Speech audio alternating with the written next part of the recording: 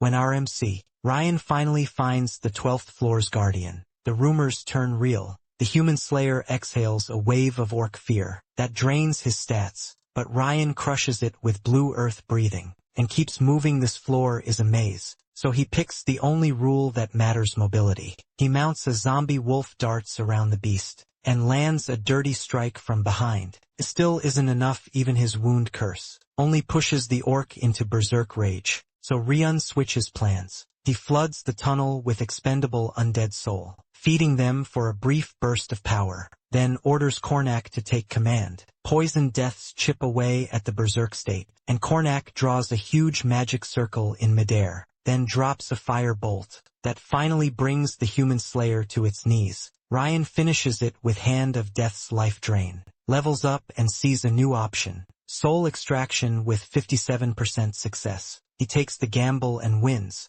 but the body doesn't disappear. If the Sermon family patrol finds that corpse, his hidden necromancer power won't stay a secret. So how did he end up in this place? The story starts with echoes of screams and pain emerging from a basement, and when the light pans into the basement, we see our MC Ryan Sarmon being tortured by a white-haired dude. The dude takes fun in inflicting pain on our MC, who is supposedly cursed. He has done a lot to hurt Ryan, that he expects him to die, but he is still holding on to life in pain. Ryan tries speaking out, but he can't because he is already missing his tongue. The white-haired man walks away in disappointment, saying he couldn't get anything useful out of Ryan, despite the fact that he was from the Sermon family. Apparently the white-haired dude is named Sons Featon, and this is the 3rd year he has been tormenting Ryan, after he wiped out the Sermon family. Talking about the Sermon family, they are a prestigious family, guarding the front line against monsters that are known to constantly emerge from the Dark Zone.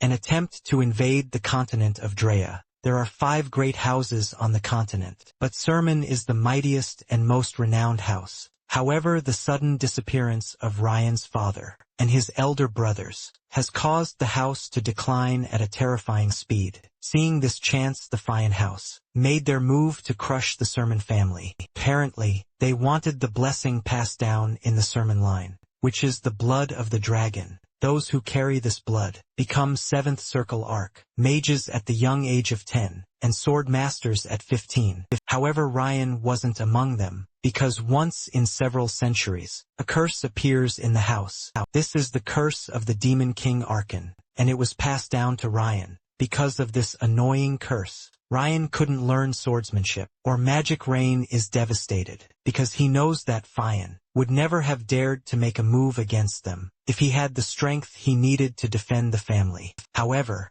Rain is tired of regretting everything that happened, because he knows that the end is near for him. Just as predicted, wolves are set upon him, and as they devour him, Ryan closes his eyes, with the relief that he can finally rest, after several years of torture and inhumane experiments. As he fades into oblivion, he sees flashes of himself fighting on an unfamiliar front. He looks absolutely powerful, while decimating enemies, and trying to get to what appears to be a powerful being clad in gold. In the end, the gold grants Ryan one wish, and suddenly Ryan opens his eyes to see his nanny calling out his name. Ryan is surprised and confused, because he doesn't understand how the lady is standing right in front of him, since she is supposed to be dead. In addition to that, she looks very young, and the house also looks intact. Ryan immediately tells Colin to bring him a mirror, and she does as told. After looking at his face, Ryan asks Colin what year it is. Colin then replies that it is the 17th of August, Dreyer calendar year 1892. This shocks Ryan, because this was the same year that he was 12. This is also the same period that the family started going downhill. Ryan is still trying to understand what is happening, when a stern-looking man enters the room. Ryan immediately recognizes him as Alejandro, captain of the Sermon Knights. Apparently Alejandro came to check on Ryan, because he believes that he is faking his sickness. However, after seeing Ryu in his current state, Alejandro decides to back off, telling Ryu that he is free to skip the day's training. He is about to leave when Ryan calls him back, refusing to skip the training, telling the man that he is fine. Alejandro and Colin are shocked when they hear this, because it is unlike Ryan to refuse a break. Alejandro is forced to ask Ryan if he is really the young master that they know, and Ryan confirms this, saying he hasn't changed. Surprisingly, Ryan tells Alejandro that they don't need to do any training, because he wants them to skip directly to monster hunting. Deep down, Ryan has gotten the perfect chance to set everything right, and he is not about to throw it all away. After getting out of his bed, Ryan realizes that he can use the status window, which he considers a relief even after his regression. His current level is level 1, and his other stats are trash. He is also still under the arcane curse, which is rated very high. It turns out that the ability to use the status window is peculiar to Rion only, as there is no other person on the continent who can use it. Moments later, Alejandro shows up to tell him that the monster is ready, and it turns out to be a dreadful goblin. The goblin has been tied to a post, and Ryan is supposed to take down the goblin with a wooden sword standing in front of the goblin. Colin urges Alejandro to stop Ryan, because he usually faints whenever he faces a goblin. Ryan doesn't argue this, because he knows that Colin is right, but this only applies to Ryan of yesterday. Now that Ryan is standing in front of the goblin, the curse kicks into action, and it starts amplifying the fear of monsters to try to cripple Ryan and stop him from making a move. Sensing that Ryan might be hesitating, Alejandro tells Ryan that he can rest for the day, but Ryan refuses, and he manages to walk closer to the monster. Ryan calms himself down, motivating himself with the fact that he is not the same Ryan from the past. He pushes himself forward with the belief that he can take on the goblin. While staring into the goblin's eyes, he pictures the golden dude standing in front of him, and this fury pushes Ryan to smack the goblin hard on the head. This shocks Alejandro and Colin, since this is the first time Ryan has made a move. Ryan then gets a notification on the status window, telling him that he overcame Awakens' curse through an experience that transcends the curse. Because of this, the rank of Awakens' curse has been downgraded, and Ryan apparently no longer feels fear toward monsters. The goblin is on its arse begging for its life, and Ryan tells Alejandro to get him a real sword.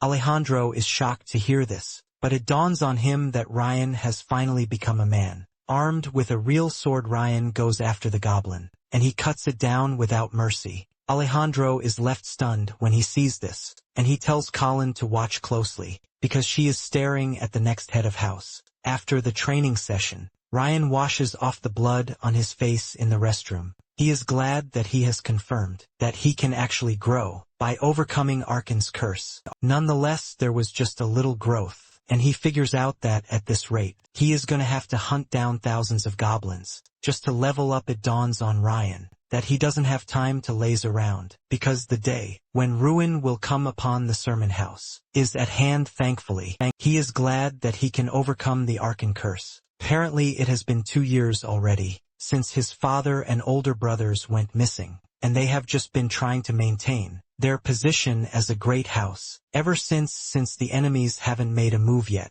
Ryan is relieved that he has found one way to level up. With this out of the way, Ryan decides to try out the potential second method. Not long after this, a redhead lady with a mask on her face shows up to check on Ryan. Apparently, this lady is the leader of House Sermon's Magic Corps, and her name is Senna, just like Alejandro. She is also a 7th Circle Archmage, of which there are just a few on the continent. Senna is a mysterious woman, whose background and true nature are unknown to anyone but the family head, Ryan's father. Senna then scolds Ryan, asking him if he is becoming arrogant, because he took down just one weak goblin. Senna then reminds Ryan that the reason they didn't proceed with magic training is that Ryan has no talent for it. Without Senna telling him this, Ryan already knows. This is because Ryan lacks all talent, thanks to Awakens' curse stripping him of everything. Ryan then smiles, because this all came to an end after yesterday, since Senna is asking him if he has mana. Ryan tells her to test him.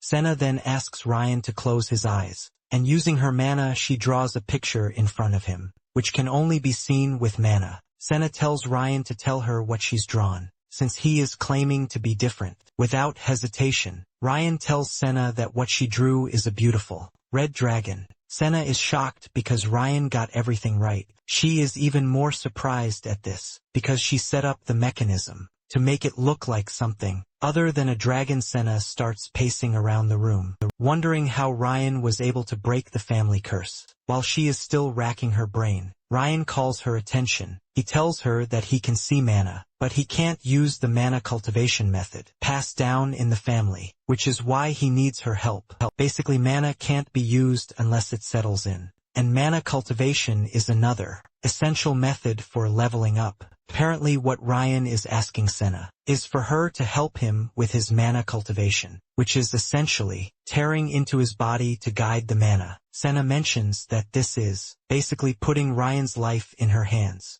Ryan then teases her, since he doesn't expect Senna to kill her. Basically, Ryan knows that Senna is the only person he can ask to do this for him. Even in his previous life when the family was attacked, Senna made sure to stay with Ryan until the end, even though her mana was already depleted. Remembering this, Rain stretches his hand towards Senna, telling her that he trusts her. Once they are in agreement, Rain takes off his shirt, and he kneels down in preparation for the method. Talking about the blue earth cultivation method, it is passed down only to the direct line of the family. Rain managed to explain the whole process to Senna, but surprisingly she is getting everything right. Turns out that Ryan trained with this method on the planet Adaon to raise his level and stats. As the process continues, Senna urges Ryan to concentrate, telling him that he might feel intense pain. Senna tells him not to make a sound, or even complain about what he is about to face. Senna tells him to stop if the pain becomes unbearable,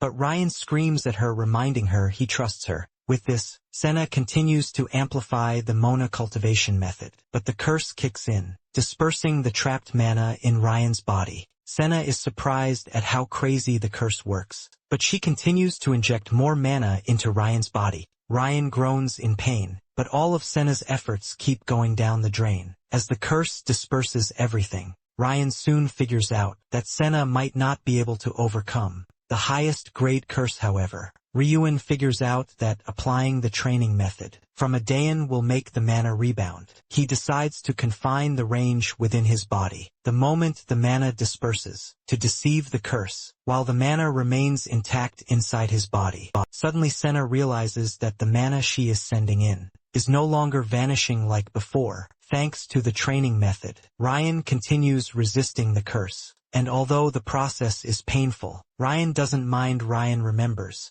that he has endured a lot of pain in the past, and this is nothing compared to that. He motivates himself with the fact that he is Adaon's master player, and his understanding of mana surpasses anyone else's. This type of understanding is something that is ingrained in the soul, not the body. Ryun continues to fight the curse, because he is not ready to be defeated by a demon king that he hasn't even seen before. Ryun amplifies his receptivity and takes in every mana he can, until he finally crashes to the ground. As he slowly loses consciousness, Ryu is not worried because the pain is nothing compared to the pain he felt from back then. He remembers that when he was in captivity back then, Alejandro had broken into the dungeon to save him. By the time he opened his eyes, he was already in the forest, and Alejandro was mortally wounded. Ryun is shocked to see Alejandro coming to save him, and Alejandro apologizes for coming late. Before he finally gives up the ghost, Ryun shed tears as he woke up to reality. On his bed, Ryun wonders if the cultivation method actually worked. Even though he is supposed to be happy, remembering what happened in his past prevents him from doing this. Nonetheless, he is confident that he won't allow something like that to happen again, because he now has the means to change his fate. However, he doesn't want this means to be discovered by other people, especially House Phaeton, since they are always monitoring everything he does. In addition, Ryan knows that he doesn't have what it takes to face Sons just yet. With this in mind, Ryan comes to the conclusion that his next plan is to accelerate the downfall of his family. Later on, Alejandro and Senna come to check on Ryan, and he tells the two that the whole process was a failure, even though Ryan feels bad for the two, because they came immediately they heard he recovered. He still can't tell them the truth, even though he can tell them everything. At the same time he wonders if telling them the truth would actually help them. In addition, he doesn't even know if they are going to believe his story. With a smile on his face, Ryan casually tells the two that he can't feel any sense of mana inside him. He tells Senna that she is free to check. If he doesn't believe him, Ryan stretches his hand to Senna, who agrees to check it. Senna tells Ryan that she doesn't know why he is denying his success, but she wants to confirm this herself. She activates the mana detection skill, and to her surprise, she can't find mana inside Ryan's body. She's confused by this, because after the process yesterday, she sensed mana flowing inside Ryan's body. Totally disappointed, Senna walks away with tears in her eyes. After Senna's departure, Alejandro tells Ryan not to be too disappointed about the Mona transfer failure because the monster hunt was a success, and he can just focus on swordsmanship. Ryan then shocks Alejandro, telling him that he can't actually carry out the monster hunting a second time. Ryan tells Alejandro that after the first one, even eating became difficult for him.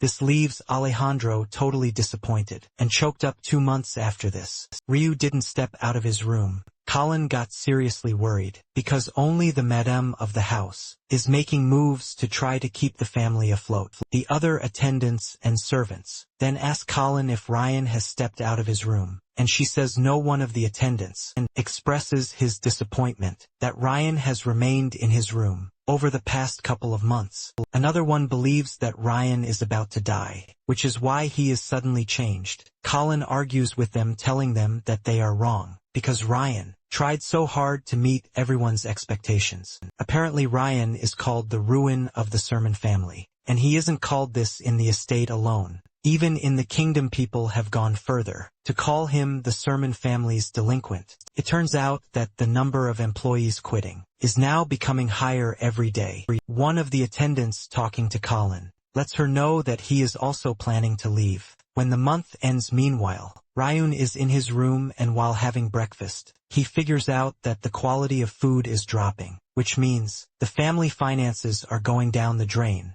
Ryan is excited that everything is going according to plan. In the past, Ryan would have been running helter-skelter to try and revive what is left of the family. However, his current self is already experienced enough to know that he has to lie low to make the enemies drop their guard. Ryan is excited because the time to wipe out his enemies is close. Already in the past, the downfall began with the disappearance of the family head. After this, the brothers and the mages went searching for him, but none returned. Thanks to this, the family lacks both manpower and resources to send more search parties. This has caused the once bustling training grounds inside the estate to be filled with a bunch of incompetent knights and unmotivated servants. In fact, the retainers of other nobles, who were always trying to get close to the next family head, saw the disaster that had befallen the family, and they all vanished without looking back. Because of this, things have gotten quiet, and Ryan sees this as an opportunity to lock himself in his room. Nonetheless, Ryan thinks the pace at which everything is collapsing is too slow. There is a saying that it takes 3 generations for a wealthy family to fall, but Ryan doesn't have that kind of time on his hands. Moments later, Colin enters the room with a smile on her face to tell Ryan that it is time for training, and Alejandro is waiting for him. Ryan immediately slides under his duvet, telling Colin that he also wants to rest for that day. However, Colin isn't going to take no for an answer, and she grabs Ryan from under the duvet. Apparently Colin is doing all of these because she is determined not to leave the house in its time of need. Colin then carries Ryan to the training ground, where Alejandro is waiting for him. Moments later, Alejandro starts screaming, telling Ryan that he is holding the sword in the wrong way. Ryan cannot believe just how stubborn Alejandro is, because he hasn't given up since. Even though Ryan wants to repay their loyalty and passion, he is not ready to tell them that he has been secretly training at night. In fact, he has been using the body control skill, which is a skill from Audion that was useful for assassination. This skill deceives others about the body's condition, and at the moment it is half activated. After swinging for a while, Ryan throws off the sword, under the pretense that he has to use the bathroom. When Ryan gets to the bathroom, he figures out that the skill is still too unstable to use, because if he moves too abruptly, the control is going to break. Ryan then checks out his status, and realizes that he is currently on level 3, and there has been a bit of progress in his other stats too. Ryan figures out he is going to level up faster and more efficiently once his stats hit the 20s. Rain plans to get a ghost job like a Dion, and also raise the Necromancer and Assassin to higher tiers too. Just then Rain steps out of the bathroom to find Alejandro talking to the chief butler,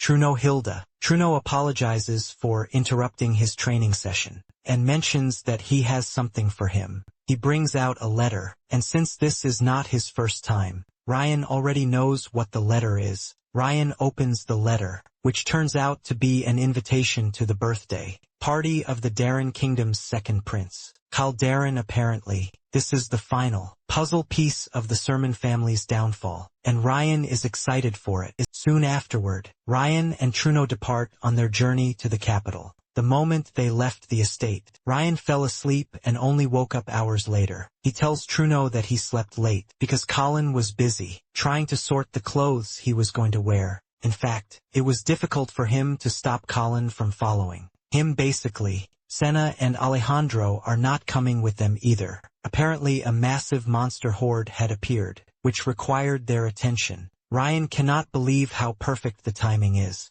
because Alejandro had no choice but to be dispatched to the border to handle the mission. On the other hand, Senna also left following a summons from Ryan's mother. Since his mother is the one acting as the head of the house, Senna had no choice but to honor it. Thanks to all of this, Ryan, a 12-year-old, is heading to the royal capital. As the family's representative, Truno notices that Ryan is worried, and he tells him that there is nothing to fear, because there is no one in the kingdom bold enough to lay a hand on the direct line of the sermon family. Ryan cannot agree to this, because he knows that this notion is only applicable to the sermon of the past, but not the current sermon house. Even in the past, sending a servant to the capital during a royal event would have been enough. However, now that the family has fallen, the family head has no choice but to personally attend the prince's birthday party. Nonetheless, Ryan is not worried, since he was the one who created the situation.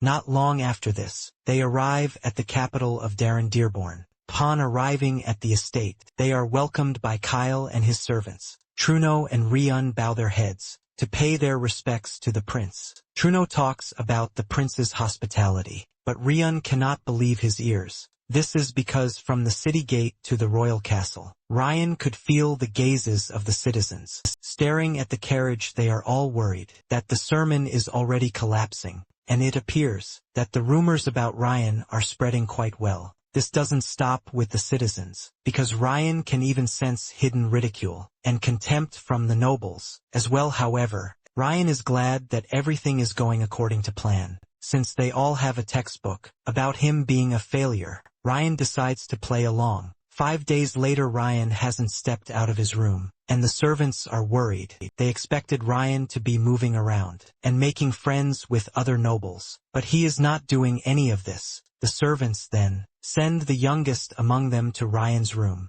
and surprisingly Ryan tells the dude that he is going to attend the banquet that is being held that day. When the servants hear this, they all rejoice because their young master is finally leaving his shell. However, he wants them to keep the whole thing a secret till the event. Ryan knows that the servants would finally calm down after getting a chance to go to the banquet. Apparently, Ryan has been training for the past couple of days, and he is thankful that there have been no distractions whatsoever. At the same time, he is attending the banquet because he has a secret plan set in motion too, and this revolves around Sons Featon's attendance. That evening, Sons arrives at the hall, and he steps into the hall with his prideful self. Sons walks up to Truno to greet him, and Truno appears to be uncomfortable around the dude. Sons asks Truno where the famous Ryan is, because he heard that they were the first to arrive for the party. Truno is pissed when he hears this, but he manages to keep his anger inside,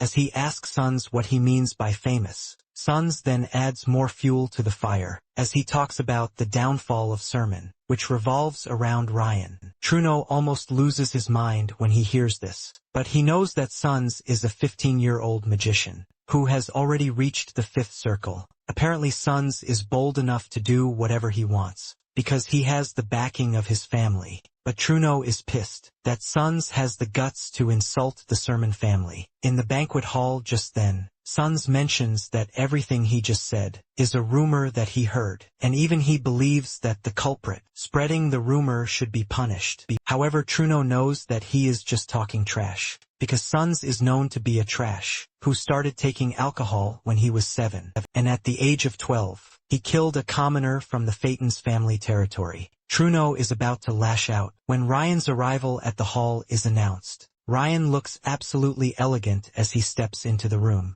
and this shocks Truno, because he wasn't expecting Ryan to leave his room. Ryan's elegant appearance leaves the nobles gushing about him, because he looks absolutely different from what the rumors said. The nobles start to change their perspective on the Sermon family, and the fact that they are on the brink of collapse. Sons, on the other hand, is pissed that Ryan's entering the room has taken away all the attention that he is supposed to get. Ryan then walks up to Sons, telling him that he has heard a lot about him from his older brother Ross. Apparently Ross was the 4th son of the family, who went missing after their father. Sons tries to steer the ship in his favor, but Ryan is not done talking. He tells Sons that Ross told him that he is a very kind person, because they attended the same academy together. Ryan mentions that Sons' fame spread through the academy, even though he left after a couple of months. Ryan then goes into full sarcastic mode,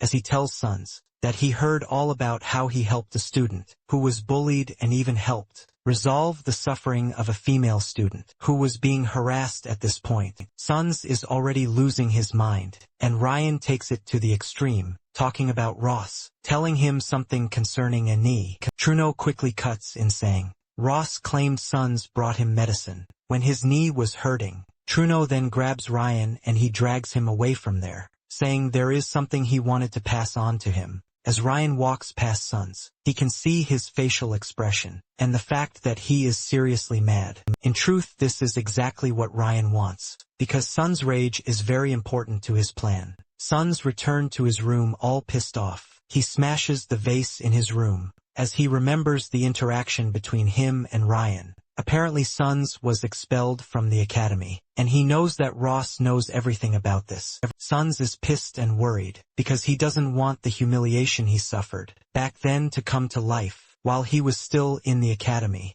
Sons had messed with a girl who was close to Ross, and Ross took it upon himself to deal with him. Sons' excuse was that he didn't know the girl was Ross's lover, because he just assumed he was a mere commoner who managed to enter the academy. This only angers Ross further, because he can't believe that Sons would treat a fellow student like trash, whether she is a commoner or a noble. In fact, he used magic to harm her, and Ross immediately tells Sons to get on his knees and beg for forgiveness. Ross lets him know that he is going to kill him if he doesn't sincerely ask for the lady's forgiveness. This was basically the origin of the whole knee story that Ryan was about to say in public, and Sons is going angrier by the minute. In his room, Sons finally decides that it is time. He carries out the plan he has been waiting for. He plans to crush Ryan as fast as he can. Sons is still raging about what he wants to do when he receives a visit from an unexpected visitor.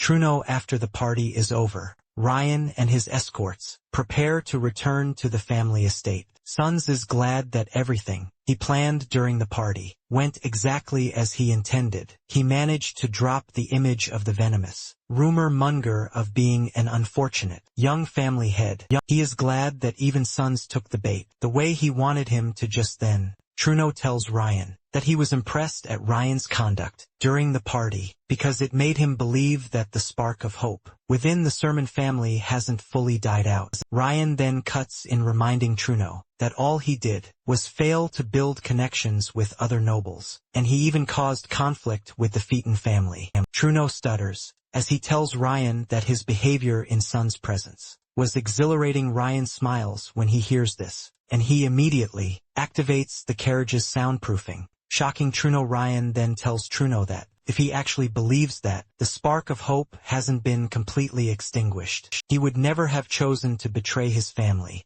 Truno acts dumb when he hears this, asking Ryan what he means by this. Ryan lets Truno know that his crimes are unforgivable and serious too. However, he tells Truno that he can be forgiven because he committed the crime for the sake of the Sermon family. Realizing that Ryan has seen through him, Truno is forced to ask him how much he knows. Ryan then tells Truno that all he knows is that the situation is unavoidable, but he is going to give him a chance. Ryan tells Truno to listen to what he is about to say, and let his judgment remain his own, as it has always been. Ryan then tells Truno everything that he has planned out, and after he is done, even Truno is shocked. He cannot believe that Ryan could come up with something so sinister. This forces him to start questioning who exactly Ryan is. At the same time, Truno shed tears of joy, because Ryan far exceeded his expectations. Ryan then tells Truno that he already knows the choice he is going to make, because Truno himself has stepped off the royal path. Truno stares at Ryan, wondering how he is able to smile when he knows what is coming. Suddenly it dawns on him that what he is staring at is not a smile, but a cruel and chilling murderous intent. Just then the carriage stops, and the guard asks the driver why he stopped. He tells him to keep going, but suddenly he notices that the carriage driver is dead. This is when it dawns on the guard that they have run into an ambush, and he screams at the others to protect the carriage. A bunch of arrows come flying towards the carriage, and the leader of the unit screams at the mages to set up a barrier. The barrier is able to protect the carriage, but some of the soldiers get impaled by the arrows. The soldiers are shocked that there is someone who would dare attack the Sermon family. They are still rallying around to try to protect the carriage, when information reaches the squad leader that Ryan has vanished. Turns out that Truno was the one who kidnapped Ryan and got him away from the scene. While they are running, he keeps applying several status-affecting spells to try to keep Ryan down, but Ryan dispels everything. However, he maintains the lie that he is unconscious, just to see how things will play out. Ryan knows that the guards would currently be going out of their minds because of his kidnapping. In his past life, he remembers that the guards poured all of their efforts into finding him, who is the last remaining direct heir, aside from his younger sister. However, this caused the family's fortune to rapidly collapse, which eventually caused the Sermon family to completely fall apart. Although Ryan believes that with his current state, he can use the incident to move everything to the timing he wants, so he can serve his own purposes. Before Truno was kidnapped, Ryan had told him about his plan to make it seem like the family was falling apart. Ryan told Truno that trying to save the house in the current situation would make the other houses make a move to restrain them, since the house is currently weak. They don't stand a united attack from the other families. Ryan reveals that this was why he intentionally spread rumors, to show that the last remaining direct heir of the Sermon family is no threat to the other houses, to make them lower their guard.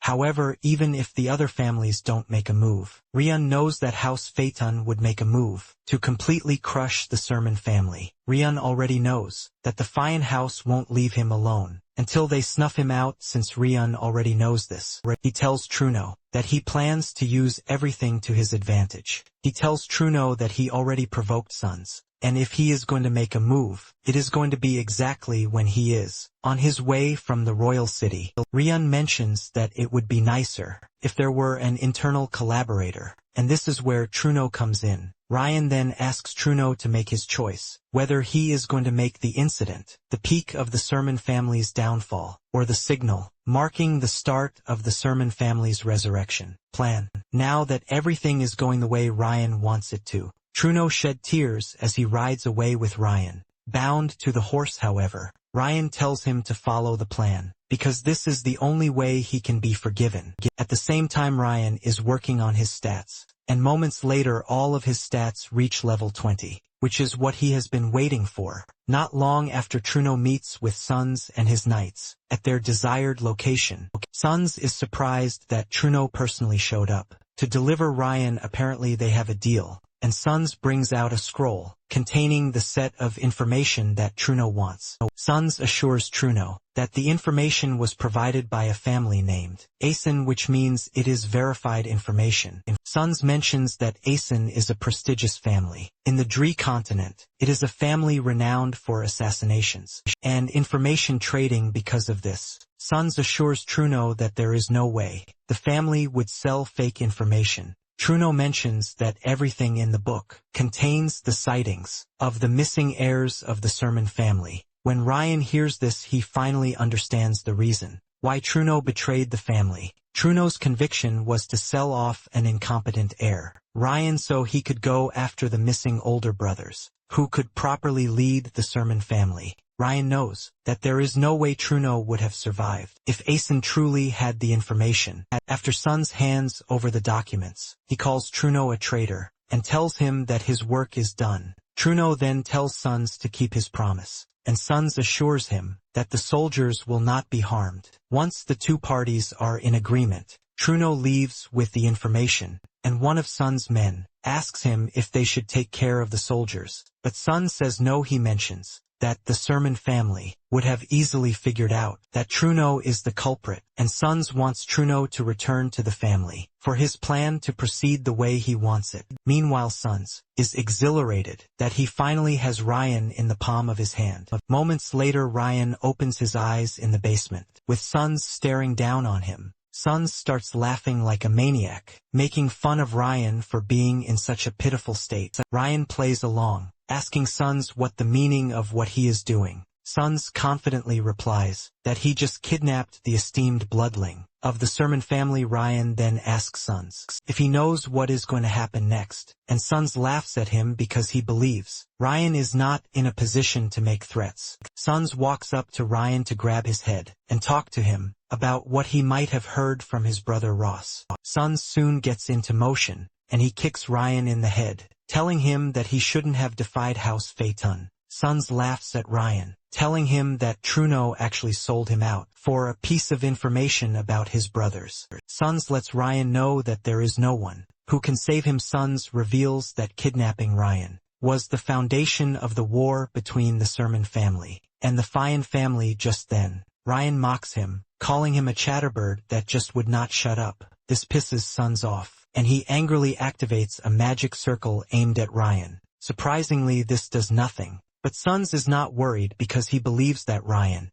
only managed to buy a few seconds for himself. Sons moves closer to Ryan, and Ryan tells him again that he talks too much. Suddenly, a magic circle hits Sons in the throat, ultimately preventing him from speaking. Sons grabs his throat in pain, and Ryan lets him know that he just used a silence magic circle on him, which has sealed his upper circle magic. Ryan laughs at Sons, asking him how he plans to cope as a mage who can't chant. Sons then decides to attack Ryan with a fire volt that doesn't require chanting. Apparently he is choosing a low-level spell because he doesn't want to kill Ryan yet, since everything he is doing is under his father's orders. Sons hurls the magic attack at Ryan's leg, hoping to cripple him, but to his surprise, nothing happens to Ryan, since the last spell he used is a second circle spell. Sons decides to use a third circle spell, with the confidence that Ryan doesn't have what it takes to defend himself. Just as he is about to unleash his attack, Ryan hits him with a mana disruption spell,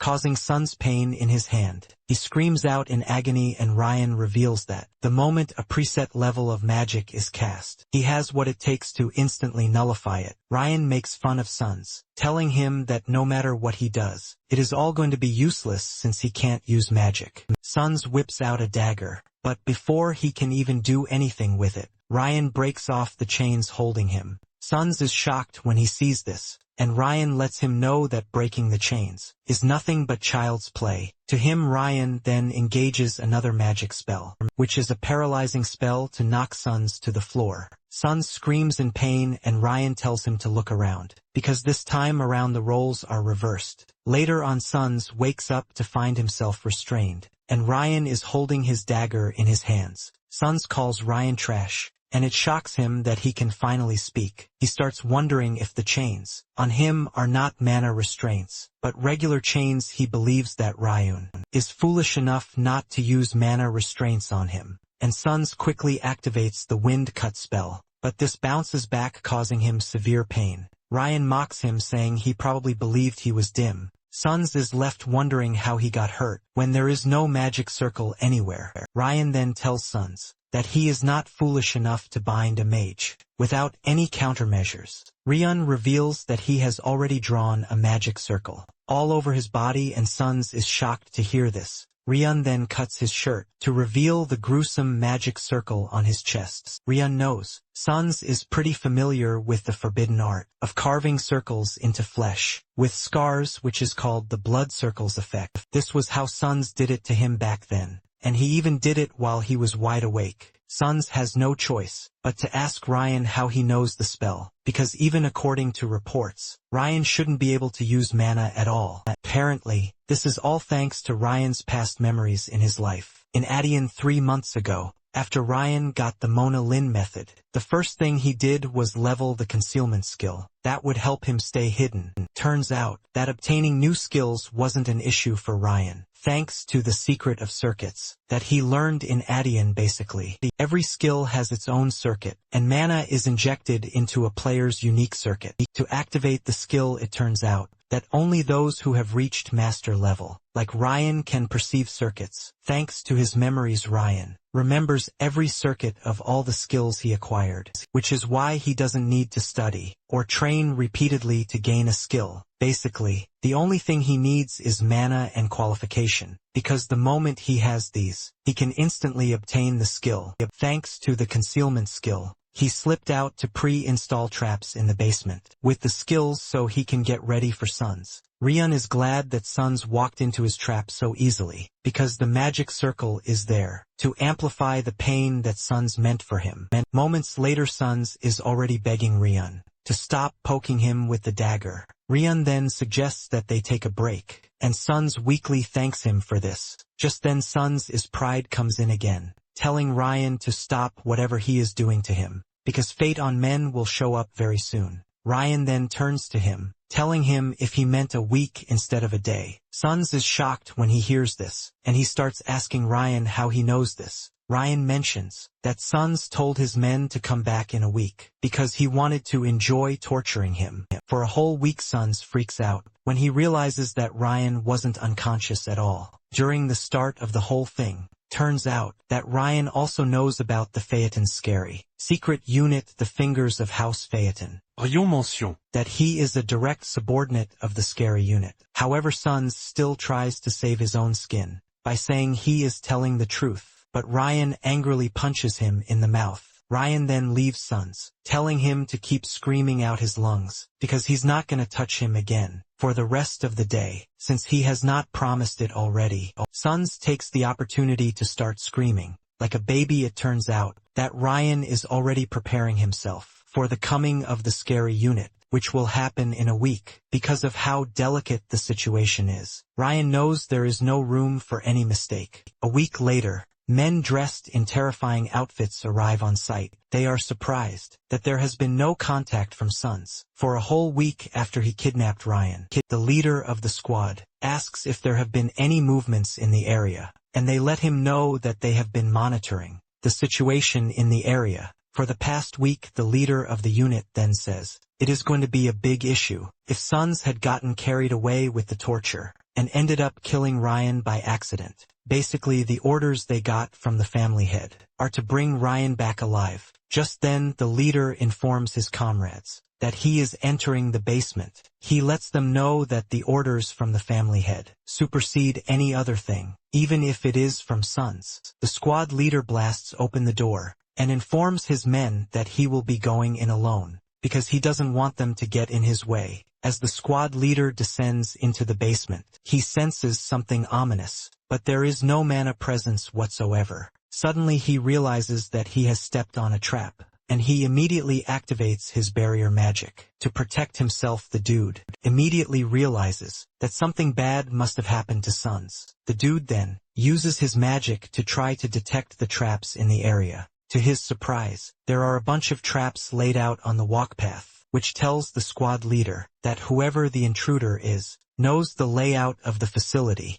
The squad leader starts wondering if this person is a third party, or someone from the Sermon family. As he walks down the path, the squad leader increases the durability of his barrier, while promising to make life difficult for whoever has chosen to pick a fight with the finger of the Phaeton family. Moments later, he arrives at the basement to find Sons totally bloodied, with his blood flowing all around the basement. He rushes towards Sons, and he destroys the chain restraining Sons. He grabs Sons and asks him what happened to him. Sons tries to speak, but he finds it hard to do so. The squad leader checks Sons' mana to confirm that he is the real Sons. Lying in another corner of the room is Ryan, who is restrained to Sons, then tells the squad leader to give him a recovery potion. But the dude suggests that they get out of the basement. First, the squad leader mentions that the enemy hasn't shown themselves yet, which makes everything dangerous. In addition, the squad leader can see that there are a bunch of traps in the room.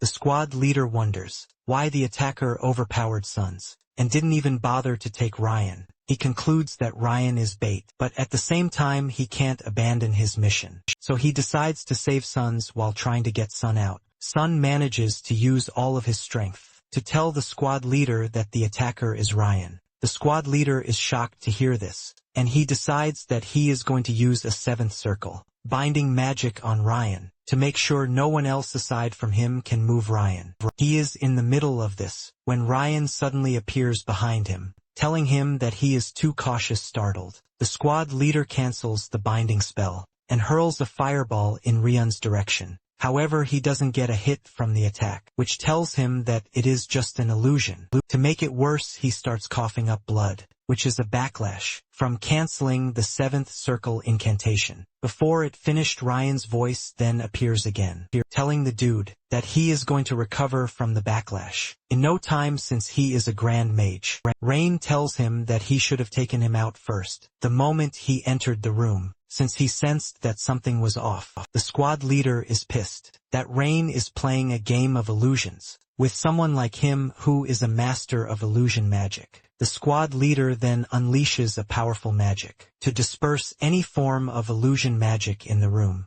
His magic works out pretty well, but before he knows it, Ryan is already leaping toward him with a dagger. The dude easily dodges Ryan's attack and berates him for being cocky. He then lands a counterattack that sends Ryan flying backwards, while confidently telling Ryan that he can't catch him off guard with his petty moves. The dude then decides to teach Ryan a lesson by melting half his face while saying the head of the house would have no problem with that. At the same time, the dude believes that this is Ryan's last trick, because he would have used his ace instead of charging in like a dullard. The dude is still boasting about how powerful the Phaeton family is when he notices that the dagger on the floor is fading off, which is a sign of illusion. Before he can react to this, the dagger pierces his neck from behind, and when he looks back he is shocked to see that Sons is the one holding the dagger. Sons tells the squad leader that he hates arrogance, and then asks the squad leader if he has heard of soul transfer. Turns out that Ryan is currently in Sons' body, while Sons is trapped in Ryan's unconscious body that is lying on the ground. Ryan mentions that he already figured out that the squad leader can't kill him because of the family head's orders. Ryan then mentions that part of the magic circles drawn on Sun's body is the soul transfer spell that sends one soul into another and controls the body.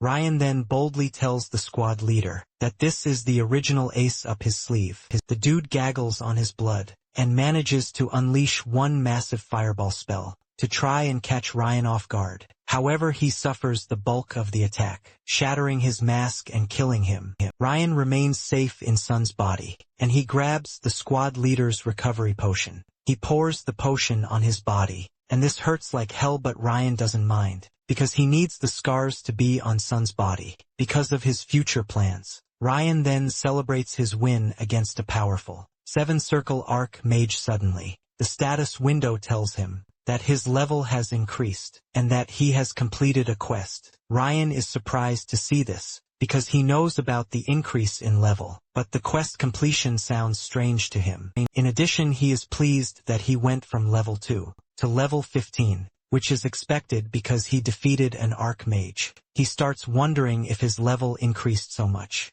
because of the quest, but he decides to ignore this, because there is something he has to attend to first. Rain then drags the squad leader's body and places the body on a table. It turns out that he still has uses for the body, and the success of this will determine how his future plans will be, since circuits are engraved in the soul, and not the body. Ryan is able to use his own mana, even though he is currently in Sun's body. Ryan then starts pouring mana into the circuit, thus sacrificing 5 levels, and in no time, he unlocks the hidden class called Shadow. This is a class under the Assassin category that can be obtained by reaching 20 agility points and 15 mana points. Ryan is glad that obtaining the skill worked out, but he believes that he can still get 2 more classes. With the remaining level he has, Ryan gets down to business, and after pouring in enough mana, he unlocks the upper class of Necromancer. Hand of Death. Ryan is relieved that this worked out too,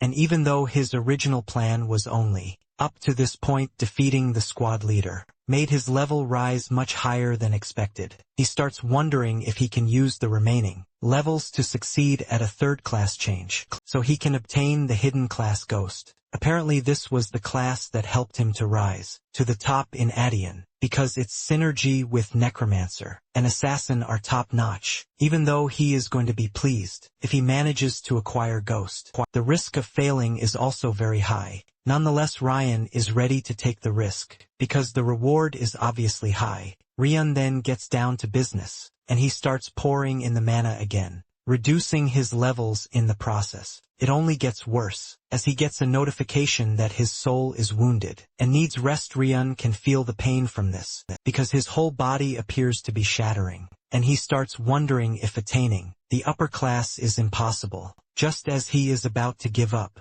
he remembers all the painful things he went through in the past, like Senya and Alejandro dying to save his life. This causes him to remain steadfast, even though he is hurting, and he talks about how he is ready to offer up his soul, if it means obtaining the upper class of Ghost. After some minutes of battling with it, a bright light emerges and the system informs him that he possesses a soul of sufficient size. The system also tells him that the hidden class is opening. Ryan was expecting something else, but to his surprise, he got something considered to be better, which is the upper class of Ghost called Phantom. Ryan is surprised, because this is something he hasn't seen before. However, he believes that it is going to be similar to Ghost, since it is the upper class of Ghost itself. Now that he is done obtaining everything he wants, he figures out that it is time to carry out his original plan. Apparently the original, passive ability of Ghost is to strengthen the Necromancer's necromancy. It turns out that killing the 7th Circle Mage was also part of his plan. It is now left to pray for everything to work out the way he wants it, because if it succeeds his plan will be shortened. Just then he activates the skill Lich Creation to try to get the Archmage under his command. Usually Lich Creation requires a Necromancer level of at least 70, but with a 7th Circle Mage as the material, Ryan is confident that it is going to work. Ryan then gets the notification that Lich Creation has failed, but a special undead creation is being activated. Ryan watches in shock as an undead creature rises in the shadows, and asks Ryan what he would like to call it. Moments later, a loud explosion rocks the facility, shocking the unit outside. Just then Ryan appears in Sun's body, carrying his body on his shoulder. Before the unit can start asking him any stupid questions, he tells them that what just happened is the squad leader's doing. Ryan continues playing with their intelligence, as he mentions that someone in the family betrayed him, shocking the unit. Ryan says the proof of this is the scars on his body. He then tells them that he has bound the squad leader with an artifact, but it is not going to hold for long.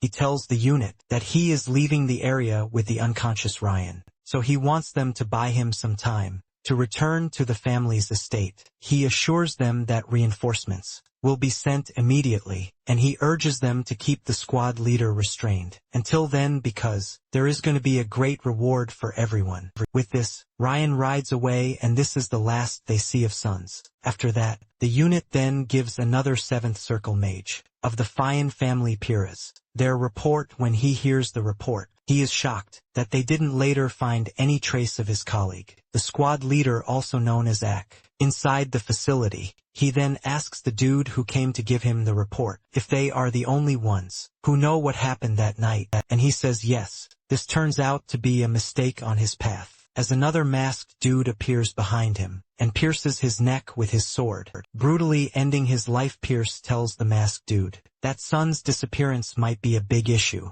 but they are going to be in a bigger mess if it gets out that they are involved in Ryan's kidnapping. Suddenly Pierce hears a commotion outside, which turns out to be Alejandro. He is raging and talking about how he is going to kill everyone in the camp. Piras then steps out of his tent, demanding to know why Alejandro showed up at another family's territory without prior notice. When he knows that this can lead to a war between their houses, Alejandro lets Piras know that they are the ones who started the war first, and he demands that they produce Rian at once. Alejandro mentions that everything is no longer a suspicion, but a certainty, because a fire appeared in the border region just 1 week after Ryan's disappearance. Alejandro mentions that they just discovered the suspicious structure, an underground facility, and the Fian family suddenly set up a camp right in front of them. Alejandro believes that with all of this, the Fian family is trying to hide something.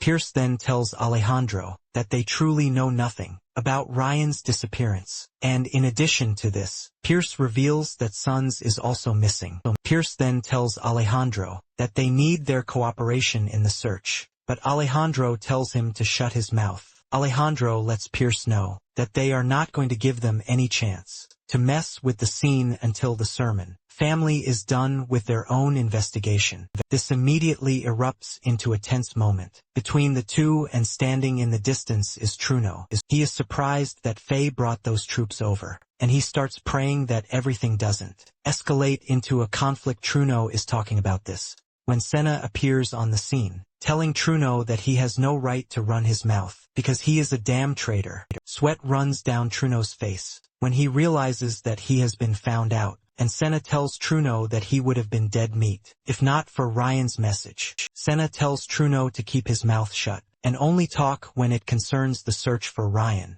Truno then tells Senna that Ryan said he was going to leave a trace in the area, and he is pretty sure that the Fian family cannot locate it because only the Sermon family's peculiar cultivation method can locate it. Senna then decides to start looking for it, and she hopes that she catches a faint trace of Ryan's mana in the area, since he succeeded in the mana link last time. Moments later, Senna latches on to what Ryan has left for them, and to their greatest surprise, it is Sons who is hanging from a tree. On Sons' body is a writing, pointing out that he is the kidnapper, and that he should be punished. Below his legs is a letter left by Ryan, and Senna quickly grabs the letter. Apparently Ryan left the letter there because he knew that only Senna would be able to find it. It turns out that Ryan actually had the idea of taking over Son's body to destroy the Fian family from within, but since the head of the family is an 8th Circle Mage, Ryan believes that he might notice the soul transfer. In addition, if he returns to the Sermon family, the incident might spark a war between the two families, and the current Sermon family doesn't have what it takes to withstand a war. This leaves him with the third option, which is to completely disappear. However, he decides to leave an explanation for Senna. Before doing so, after Senna is done reading the letter, Truno asks her about the contents of the letter, but she ignores him and just burns the letter. Senna then tells Truno that it is time they return home, because there is going to be a lot for them to do. From that moment forward later on, a young boy named Ryan is seen running through the streets, and there is no doubt that Ryan is the same person as Ryan. Rian runs into an old dude who tells him to head to the guild because the leader is looking for him there. 3 months after the whole issue, the scene shifts to Phantom, the royal capital of the Fainstroy kingdom. Apparently the tension between Sermon and Phantom has become a popular topic among the people. Apparently, the people believe that the genesis of the issue is that a traitor from House Phaeton kidnapped the last bloodline of House Sermon. However, House Sermon later accepted reparations from House Phaeton, since Sermon couldn't find its kidnapped son, or even the culprit. Some believe they shouldn't have accepted the reparations. Somewhere in the corner is the Fian branch of the assassination guild Martong, and two top members are seen discussing the whole issue. Between Sermon and Fian, one is the branch manager, Sapphire, who is a second-class assassin, and the other is a dude named Duns. From what they have heard, it is said that Truno was executed by Alejandro for cooperating with the traitor. Moments later, Ryan enters the room to see Sapphire. Sapphire takes Ryan to her office, where she shows him an official letter recommending him as a member of the Martong Guild. However, there is still one test that needs to be passed, and Sapphire lets him know that this is going to be his first real mission. At the same time, Sapphire doesn't even think Ryan needs to be tested, again because he was able to reach the final test at the fainting branch of Martong. In just 2 months, Sapphire is proud to say, a great talent has been born in their midst. Ryan agrees to this but lets Sapphire know that he is still a long way from being a second-class assassin. Like her, Sapphire smiles because of how modest Ryan sounds, which is quite different from how he sounded the first time they met 2 months ago. This is something that is not known to the public, but Ryan quietly showed up at the Assassin's Guild and suddenly pushed a sum of money to them for an assassination request. Ryan tells Sapphire that he has no issue doing this, since he heard that the guild would carry out any request, as long as money is involved. Sapphire then tells Ryan that it was not about the money, but she had the gut feeling that she might never meet such a unique client again. Sapphire has been inspired since the first day, because Ryan brought a huge amount of money just to order an assassination on himself. After they are done with their boring talks, Ryan stands up to leave, and he tells Sapphire to call him when it is time for the test. After Ryan is gone, a strange dude, clad in a purple aura, emerges in the corner, asking Sapphire if she accepted Ryan into the guild because of her feelings. But Sapphire tells the dude that it is more than that. She mentions that Ryan actually joined Martong and finished all the assassination training in just 1 month. The reason why this is unique is that the same training is supposed to take a minimum of 5 to 10 years, which makes him a great talent. Sapphire then asks the dude Cal if he has finished his investigation. Cal mentions that he has looked into the name Ryan, and everything he found was that he was found on the street and raised by an unknown master. However, his master disappeared, which is why he joined the guild, to find information about his master. However, the notable thing is his assassination request on himself to prove his worthiness to join the guild. Sapphire says she is doubtful of the information provided, but Cal lets her know that it is all true, because he already went to the place where Ryan said he lived with his master, and there were traces of someone living there. Until recently, even though Cal has conducted all of his investigation, Sapphire has the feeling that Ryan is actually Ryan Sermon, the missing heir of House Sermon. Sapphire doesn't want to think that it is a coincidence that Ryan went missing and the same boy of his age, Ryan, showed up right around the time. Cal then tells Sapphire that the possibility of Ryan being Ryan is actually low, and Sapphire asks him why. Cal mentions that everybody knows that Ryan lacks mana and the skills to be a swordsman, and this is the result of the observation they have had of him since he was born. Because of this, Cal believes that there is no way the talentless Ryan possesses the same talent as Ryan. Cal lets Sapphire know that he can continue the investigation if she likes, but Sapphire tells him that it is enough. However, she wants Cal to look into Ryan's supposed master, because if he was able to raise a talent like Ryan, it means he is an extraordinary fellow. Unknown to the two, Ryan is actually listening to their conversation, thanks to the necromancy skills. Ryan is also glad that the levels he lost during the class change have returned, which means investing his mana into body control was worth it. Thanks to this, he can change his appearance and even avoid mana detection. Ryan is impressed with himself because he now has the skills that he can employ to deceive, a second-class assassin's detection skills. In addition to that, Ryan remembers the special undead that he created, and he ends up giving him the name Cornac. When Ryan first unveiled Cornac, he was shocked to find out that it was actually an undead that was capable of growing, just like a player, since there was no description. Ryan had taken a look at Cornac's circuit, which then gave rise to a quest called Avenger. Ryan was shocked when he saw this, because he didn't expect a quest to exist on the planet. In addition,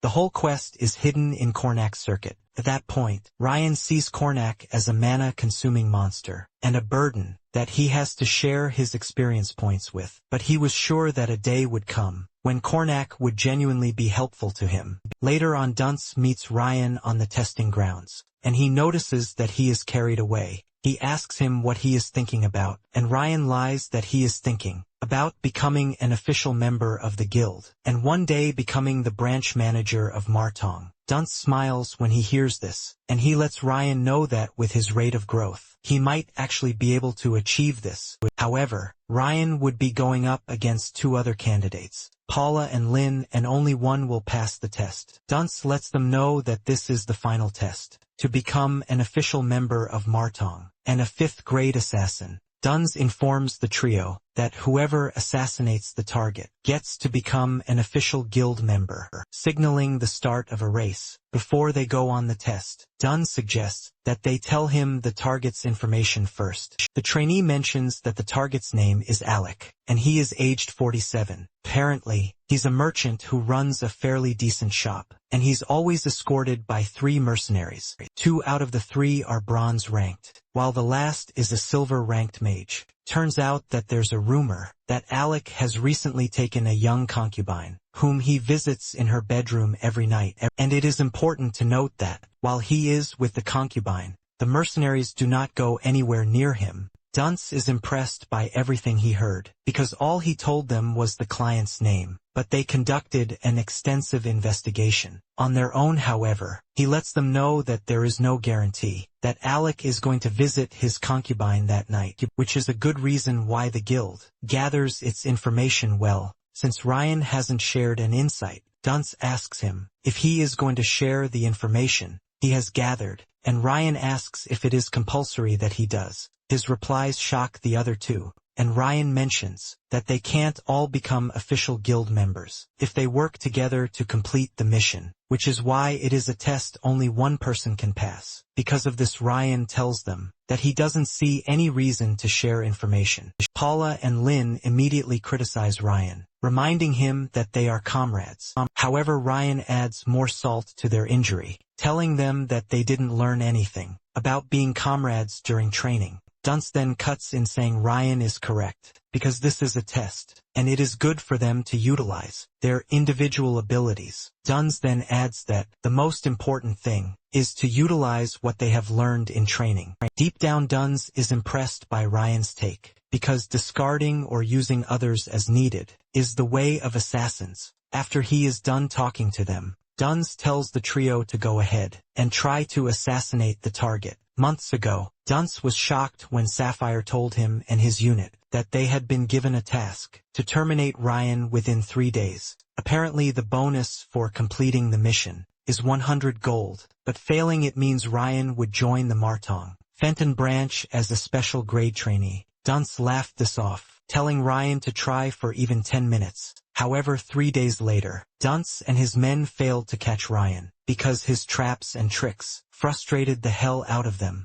Because of this, Sapphire had no choice but to accept Ryan into the training program. Turns out that Sapphire intentionally picked the hardest target for this test, to show the trainees that becoming a Martong assassin is not an easy task. Meanwhile, Paula has managed to break into the premises after disarming the alarm magic, but to his surprise, there are more mercenaries in the area. He soon finds himself getting chased down, while Lin manages to hide herself pretty well, thanks to Paula taking the bulk of the mercenaries with him. Apparently, every time an attempt has been made on Alex's life, the one place he always runs to is his main wife's bedroom. Inside the room, Alec and his wife are seen arguing about why assassins are after him. Alec manages to convince his wife that she has nothing to worry about, because the room is safe, and there are two of his most trusted marks outside. Lynn has managed to get herself to the wife's room, and she is standing directly above Alec and his wife, as they argue since there are just around 5 ordinary soldiers in the area. She starts wondering if a frontal assault is the way to go. Suddenly, she hears the argument intensify,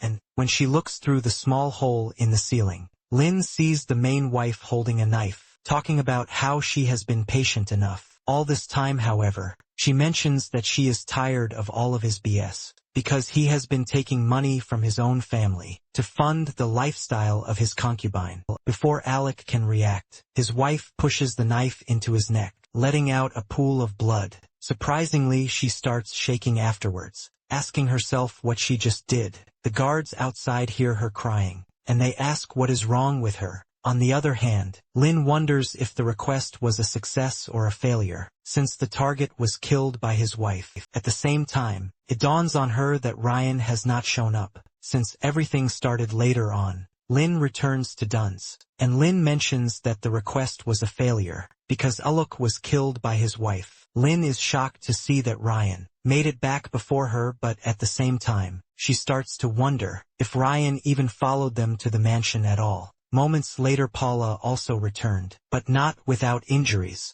Paula mentions that he only managed to escape because the mercenaries just started fighting among themselves. Duns then tells the trio that the test is over, and for their information, it is not a failure because Ryan completed the request. Paula and Lynn are shocked when they hear this, since Alec was killed by his wife, which means the request was a failure. Duns then mentions that everything they saw was Ryan's doing, because he made Alec's main wife take care of him herself. Paula and Lynn hear this and are totally dumbfounded, since they are all confused. Duns tells Ryan to explain the situation to them. Deep down, Lynn doesn't think Ryan is going to answer, because he would most likely answer with why he has to tell them. Surprisingly, Ryan lets them know that he is going to reveal everything. Rain mentions that the whole solution was placed between Alec and his wife. Paula is shocked to hear this, and he asks Rain if he got intel from the branch manager, which made him take advantage of the target's domestic situation. Rain tells Paula that he learned about the target the same way he and Lynn did.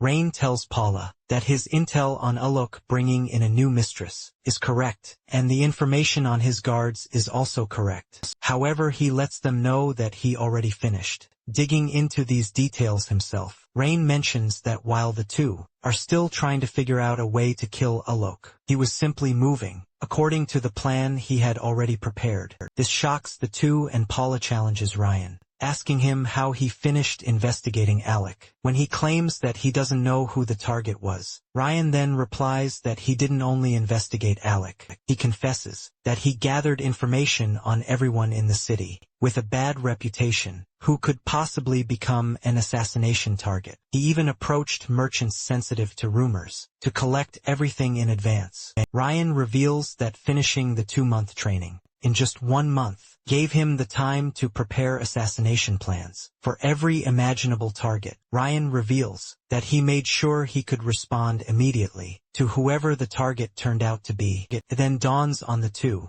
that Ryan basically studied the entire book beforehand. Ryan mentions that in the process of gathering information, he was able to find someone who held deep resentment toward Alec, and this is his wife Kelly. Ryan approached Kelly, who was already mentally cornered because of everything her husband was doing. Ryan then proposed a solution for her, which is to hire the assassination guild. The moment Ryan mentioned this, even Duns is left dumbfounded. Ryan reveals that Alec had ignored his wife and kept bringing in mistresses. He was even doing all of this with money he received from her family, and this made Kelly hate him enough to want to kill him. At the same time, Kelly didn't want him to die, so Ryan told her that if she hired extra mercenaries and reinforced security, Uluk would remain safe and only be frightened. Ryan then told her that whenever he came to her, she should frame the commotion as a scheme orchestrated by the mistress and a secret lover, so it would make Alec come back to his senses.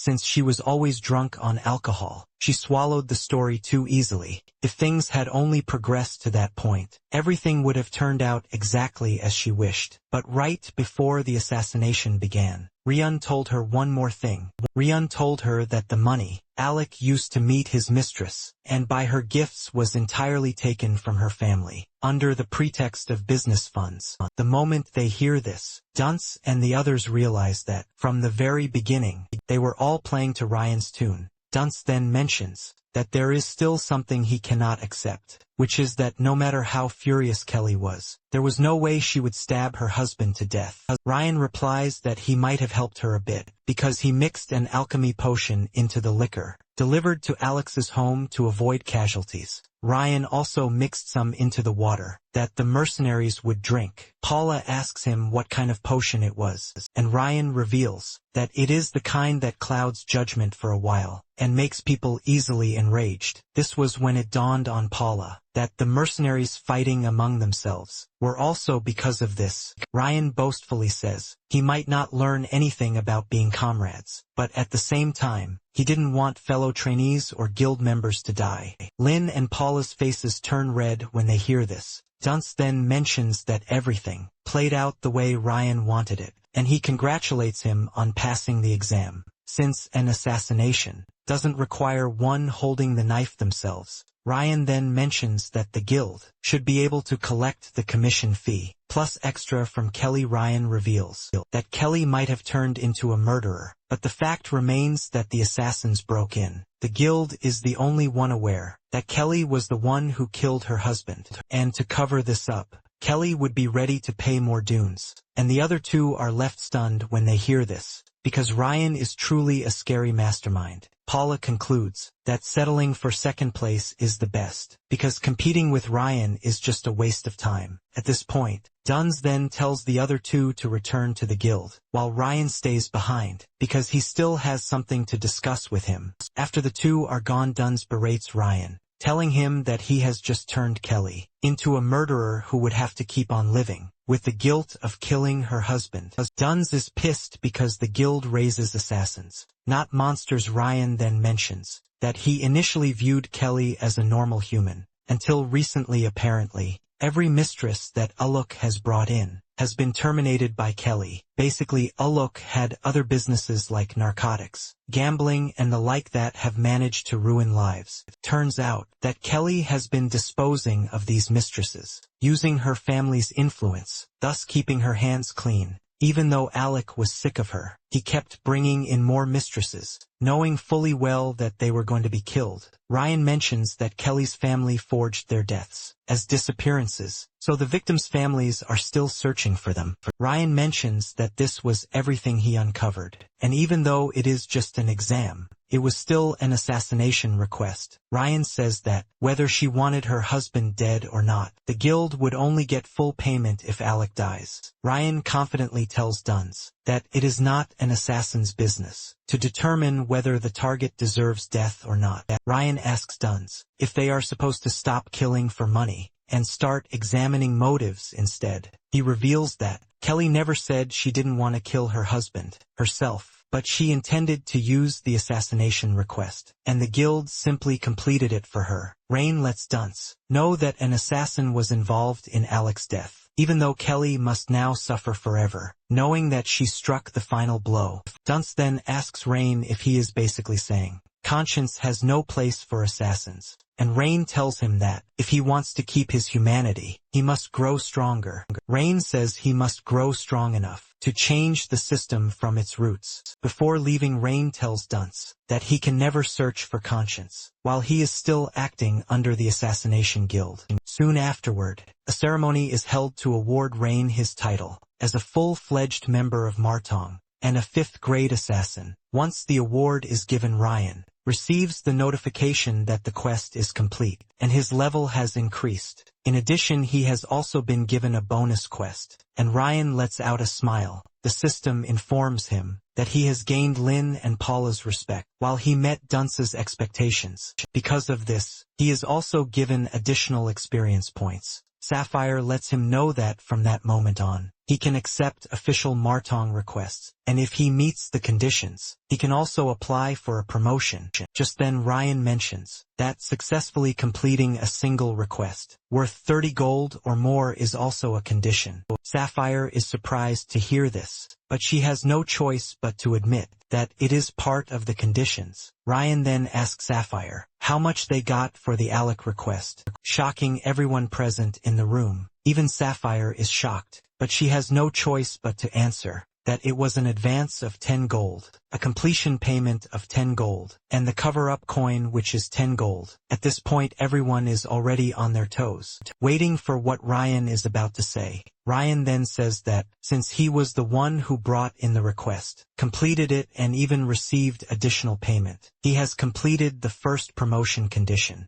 of a single request worth over 30 gold. Sapphire is about to lose her mind, but Ryan is not going to stop, as he tells Sapphire that he is requesting a promotion to 4th. The great assassin Sapphire angrily asks Ryan if he is not being too arrogant already. Sapphire says she acknowledges all the feats he has shown so far, but she believes he is already looking down on them. Sapphire mentions that all organizations have their rules and principles, and she lets Ryan know that the Assassin Guild is not exempt. She mentions that only 4th to 8th grade assassins upwards are considered to be truly legitimate. She lets Ryan know that everyone builds up their skills, and they usually take pride when they finally rise to the rank of 4th ogre, great assassin. After saying all of these, Sapphire tells Ryan that he has disregarded everything she just mentioned. Sapphire admits that his promotion conditions might have been met, even though it is not perfect. However, she lets him know that doing this will only earn him resentment from everyone. Sapphire then turns around to try to leave, saying she is just going to ignore what Ryan said, but Ryan calls her back, saying he has no intention of withdrawing his promotion application. Sapphire is about to lose her cool when Dunce cuts in, asking her if he can say something, since he is Ryan's test supervisor. Sapphire gives him the go-ahead, and he mentions that Ryan is qualified to take the 4th grade promotion test as it is. Dunce says it is not a matter of looking down on them, but rather because he showed something crucial during the test. Sapphire demands to know the crucial thing that Ryan showed them, and Dunce mentions that Ryan was able to display pure physical capability. Dunce says Ryan fully utilized the abilities of an assassin. Lynn and Paula are confused when they hear this, because Ryan basically succeeded in the assassination, mainly with clever tactics. Dunce continues by reminding Sapphire that the 4th grade promotion exam is something impossible to pass without physical ability. Dunce believes that they have gotten a chance to gauge what level of skill Ryan possesses. In addition, Dunce thinks this is an avenue for them to teach Ryan painful lesson. Everyone present in the room basically agrees to this, because Ryan mostly lost them during the tag game, using traps. After hearing everything Dunce has to say, Sapphire has no choice but to grant the promotion test. She mentions that the test is something that even fully prepared assassins usually risk their lives for, and she asks Ryan if he is prepared. Without hesitation, Ryan tells the lady that he is up to the task. Later that night, Ryan had dinner with Dunce, Lynn, and Paula. They ask him if he is prepared for the test, and Dunce mentions that the test won't be held for at least another month or two, because they need to provide a suitable target. Dunce wants to know if Ryan will be training in the time period, but Ryan shocks them, revealing his plan to rest until the test. And Ryan adds that he plans to leave the territory, since he is now a full member of the guild, and he is allowed to leave for a while. Dunce confirms this, and Ryan reveals that he is going to be back before the test, since there is nothing holding him back. Dunce tells Ryan to do as he pleases. Apparently after this rest, there won't be much free time again, because from 4th grade onward, one is required to always take on requests. Not long after this, Ryan parks his things and heads out, and it appears that he is heading to the dark zone, known as the Hat Land of Death. Later that night, an entourage runs into Ryan, who is kneeling in the middle of the road. The captain of the guards, a red-headed dude, Kennel, screams at Ryan, asking him what he is doing there. With tears in his eyes and a bandage around his ankle, Ryan reveals that he sprained his ankle. He asks the group if they can take him to the village up ahead because he can barely walk. Rain acts pretty well, saying he might actually die if the sun catches him in such a bad place, which is why he sat where he hoped someone might actually pass. Kennel then tells Rain that he could have gotten himself killed because stopping a noble's carriage that is on an official duty actually warrants such punishment. Ryan then tells Kennel that they don't appear to be on official duty because they are taking a covert route instead of the main path. Ryan let out tears as he urged Kennel to save a poor young boy like himself. Just then the noble inside the carriage tells Kennel to let Ryan into the carriage, but Kennel refuses. The noble then suggests that Kennel put Ryan on one of the horses, and even though he is against the idea, Kennel has no choice but to put Ryan on his horse. As they continue on the journey, the other soldiers don't waste the opportunity to make fun of Kennel, telling him that the kid suits him pretty well. The soldiers then ask Ryan for his name, and he introduces himself as Ryan from Fenton. Kennel lets Ryan know that he is lucky to have met the kind, noble lady that they are escorting. Unknown to them, this is not luck, but careful planning from Ryan. The lady they are escorting is Saint and Rose, of the House Rose, who uses the rose emblem. While Ryan was investigating the route for his journey, he realized that Rose and her entourage would be taking the same path as him. Apparently they had been living quietly in a remote region of Fainstroy, but suddenly the head of the family died, and Rose set out for asylum because they are a small border noble house. The soldiers escorting her are not even proper knights. They were basically House Rose private soldiers, and as they embarked on the asylum journey, they were appointed as knights. Moments later, Ryan hears the soldiers talking about the downfall of the House Rose, and they believe that this was caused by House Sermon. Ryan is surprised because with all of his investigation, there is no indication that House Sermon was involved. Just then Kennel asks the soldiers how they think House Sermon is at fault, and one of the soldiers reveals that he heard something. He mentions that House Sermon assassinated the head of the family to hide evidence of their collusion, and hearing this shocks Ryan to his bones. Later on they set up a camp to rest, and Ryan sits away from the soldiers. He realizes that the soldiers believe that the downfall of House Rose is all thanks to the recent conflict between House Sermon and House Faton. Basically, House Sermon belongs to the kingdom of Darren, and Fion belongs to the kingdom of Fainstroy. The whole thing began when the eldest son of House Rose, who is practically from an enemy nation, became a knight of House Sermon. However, while performing border duties, he died at the hands of monsters, and House Sermon provided massive aid to House Rose. In his honor, there was another house that was competing with them, and this is House Annie. They were completely dissatisfied with House Rose's rapid rise, which was backed by House Sermon. They began communicating with House Fethin, who opposed House Sermon, and started moving to take advantage of the conflict between the two houses. This then led to the assassination of the head of House, and behind this conflict was that House Rose was secretly working for House Sermon, and that House Sermon assassinated the head of House Rose. To hide the evidence, however, House Rose protested that their family member's death was actually an assassination commissioned by House Annie, but this was useless because House Phaeton already solidified the fact that Sermon committed this crime. Realizing that they stand no chance, since the head of the house has died, House Rose has no choice but to set out on the path of asylum to the Grand Duchy. Basically, the ones who know these facts are Kennel, who was just appointed as a knight and stayed by her side, and a few close associates within House Rose, who abandoned Saint and Rose and left because the knights are not true knights. Ryan believes that the asylum journey is going to be a difficult one. At the same time, Kennel tells the soldiers the true story about everything, revealing that the person who is after Rose is the second son of the Oni family, and not the Sermon house. He adds that the asylum request was even made possible thanks to House Sermon, that helped them secure the approval of the kingdom of Darren. Kennel mentions that Sermon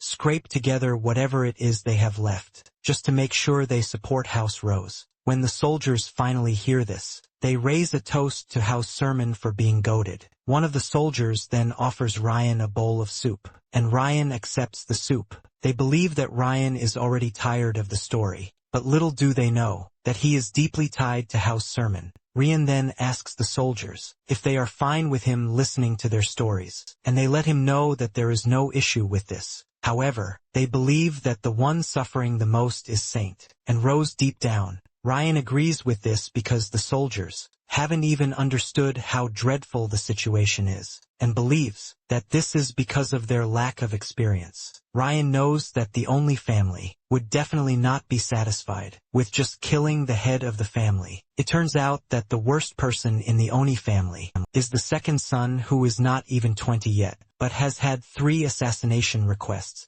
rejected by the guild for being too messy. The dude is basically a vicious brat who likes to pick on the weak and poor. Ryan also heard that the dude doesn't joke with his own security, which makes it quite impossible for him to be assassinated, since this is the type of person coming after Satan. Rose Ryan doesn't think they have the time to be sitting around, having a peaceful camp out. Just then Ryan notices that they are being watched, and he starts thinking of killing them. However, he bins this idea, because the enemy would have already reported the route they are taking. He figures out that he would just dig traps to slow their pursuit later on. Ryan shows up looking all dirty, and when the soldiers ask him where he has been, he mentions that he slipped while he was relieving himself. Unknown to them, Ryan was out there digging traps for the enemy. Ryan believes that he has laid enough traps already for the enemy, and since he has gathered the information he wanted, he can freely go on his way. Once they get to the next village, the next morning they arrive at where Ryan is going to head down his own path, and he thanks them for giving him a ride. Kennel then asks him why he is going to a village that is close to the dark zone.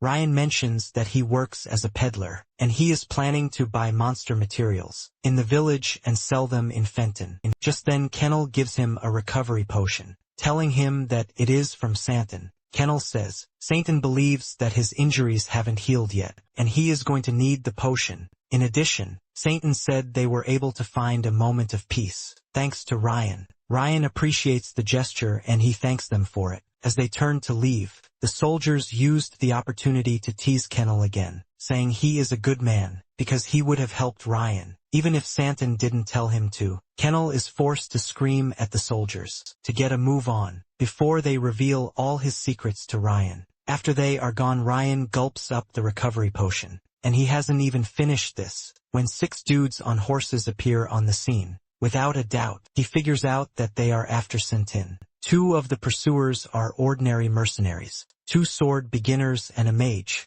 However, there is a last dude who has his face covered under a hood. But without a doubt Ryan knows the person is a noble. Since the person is a noble, Ryan quickly figures out that the dude is Ani, family's second son Garuda Ani. As they ride past him, Ryan realizes that the pursuers are stronger than he expected, and it also appears that his traps were not able to hold them. Ryan is about to start complaining about doing too much work for a bowl of soup, when he realizes that he was given a bottle of recovery potion that cost about 20 silver. Ryan knows fully well that House Rose stands no chance, because they are going to kill the soldiers and then kidnap Santon. However, Ryan finally decides to step in, as he counts the potion as advance pay, because he has to be quick and effective with his plan. Ryan decides to borrow Cornac's help, and he summons him to hand him his first job. Moments later, Kennel senses the danger behind them, and he tells his comrades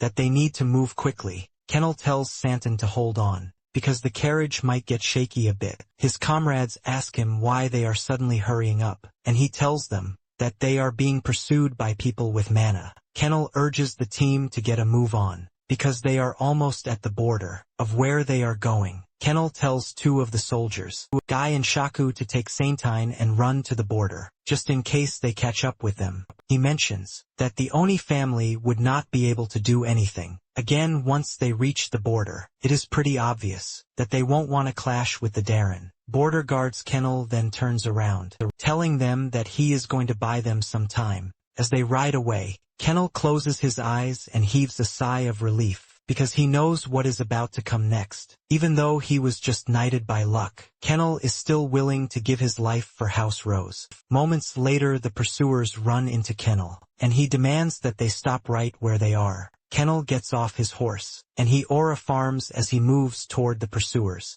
demanding that they withdraw immediately or die. Garuda laughs when he hears this, and he tells Kennel that being knighted doesn't mean anything. Garuda takes off his mask, and one of the soldiers asks Garuda if it is okay that they reveal themselves. Garuda then mentions that they are going to kill everyone, except Santan, so it doesn't really matter. Garuda sends the two sword beginners after Santan, telling them to bring her to him before she gets to the border. Kennel prepares to stop the two, but a magic blast flies toward him, forcing him to move out of the way. Kennel gets hit a bit, causing him to cough up blood. He realizes that there is a mage among the pursuers, and he looks pretty dangerous. Garuda then tells Kennel that he doesn't have to worry, because a knight like himself will handle him. Just then, an experienced knight gets off his horse, and Kennel is shocked when he realizes that the person standing in front of him is Commander Saiso, who was the commander of the Rose Knights. Kennel demands to know why he betrayed House Rose, and Garuda cuts in saying it is all for the money. Since the Rose family is gone, Saiso says there is no way he is starving to death. Garuda then goes after Kennel, swinging hard at him. Kennel is surprised to see this, asking Saiso if he has no sense of knighthood. Saiso replies that the world has changed, and there are no morals anymore. Kennel stands no chance against Saiso, and he soon gets disarmed. Saiso urges Kennel to give up, because he can actually serve better under a new master. However, Kennel rejects the offer, and this pisses Garuda off. He tells Saiso to finish Kennel off, so that they can continue the pursuit. Kennel gently goes on his knees, ready to be executed, and Saiso lets him know that he is sorry for what he is about to do. Just as he is about to take Kennel's head off, Saiso gets hit from behind with a magic blast. The group frantically turns around to see Cornac, staring at them with a menacing expression. Saiso is still running his mouth when Cornac sends off another wave of magic blasts at the whole group. However, the mage among them manages to block the attack, but he confesses that Cornac is quite strong. Suso, on the other hand, gets caught in the magic blast, ultimately dying. On the other hand, the two sword beginners have killed the other soldiers, leaving Chaku and Guyan alive. Chaku and Guyan don't want to give up, even though they know their opponents are way above their league. The enemies then tell Chaku and his pal to leave, because they are too weak, and they are not worth wasting their time on them.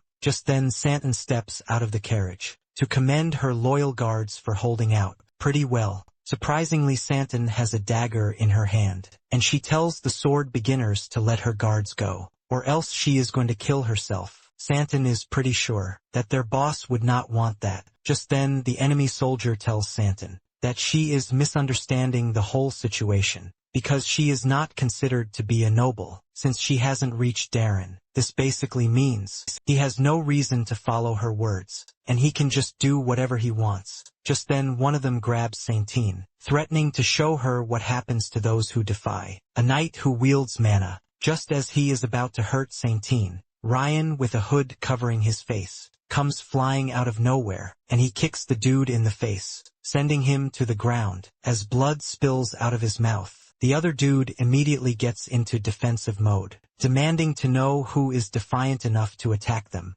Ryan stands over the dude he just kicked to the ground, with his teeth all over the place, and he talks about how he has gotten interested in dealing with the bunch because of how lousy they are. Ryan then turns to Santan, asking her if she is interested in hiring a Martong assassin. Hearing this shocks Santan and even the enemy knight, because they don't understand why a Martong assassin is in the area. The enemy knight demands to know why Ryan is helping House Rose, but Ryan ignores him. Santan then makes her first offer, telling Rian that she's going to give him 30 gold. Rian is pleased that the lady got the idea pretty quickly, but at the same time, he lets Santan know that her offer is too little. Rian says 30 gold is barely enough for the knights in front of him. Siso and Garuda. In fact, Rian believes that the price is too low to handle even a third circle mage. Rain then tells Santan to quickly make her decision, because if the contract is not made, he has no reason to be there.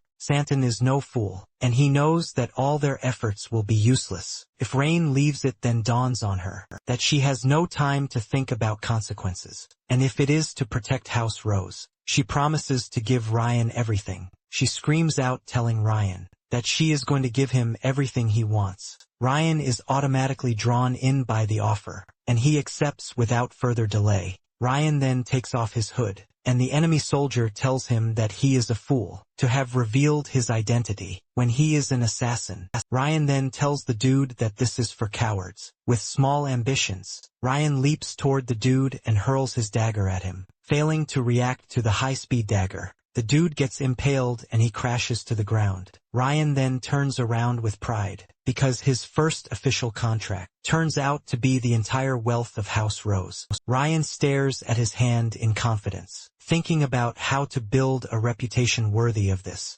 Suddenly, the dude who got impaled with a knife stands back up, telling Ryan that people like them don't go down easily. The use of the plural word immediately tells Ryan that he is not alone. Before Ryan knows it, the other enemy he knocked down earlier has gotten back on his feet, and he is coming straight for Ryan's head. However, Ryan dodges the strike thanks to his insane agility. The two then stand side by side, ready to kill Ryan for accepting a contract from House Rose. The two talk about their insane and perfect swordsmanship, which they plan to use against Ryan. They swing their swords at him, but Ryan activates body domination and acceleration. Before going after the two, their first attack misses, leaving them with an illusory presence. Realizing that they are swinging without hitting, one of them suggests that they take a step back and hit Ryan with a counterattack. However, this is their mistake, because Ryan is already onto them apparently. Ryan has already applied body weakness, blackout, and auditory impairment skills to dull their senses.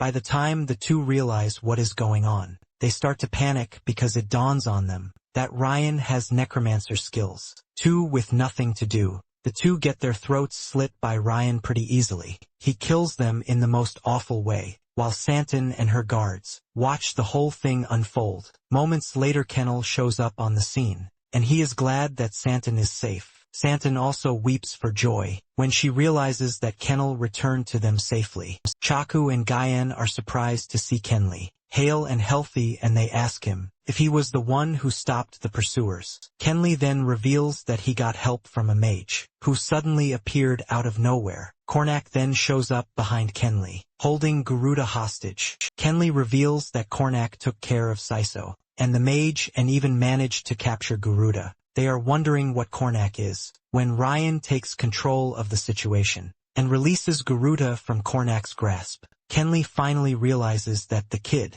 standing beside them is Ryan, and Santin reveals that he is an assassin from Martong. Kenley almost pisses his pants when he hears this, and he finally realizes how Ryan was able to take care of the enemy troops. The moment Garuda hears that Ryan is an assassin, he tries to take control of the situation, and he tells Ryan that he is going to give him 3 times whatever Santin promised him. Garuda tells Ryan that it is all about gold, since he is an assassin. This pisses Ryan off and he slices Garuda in half, telling him to keep his mouth shut. Ryan is pissed that the dude is treating him like some cheap assassin, when he doesn't even know what Sintin promised him. Ryan walks up to Sintin, reminding her of what she promised him, because Martong doesn't sit by and watch when payment is withheld. Satan stutters in fear, before assuring Ryan that she hasn't forgotten their agreement. Ryan then tells Satan that he actually has no intention of collecting his due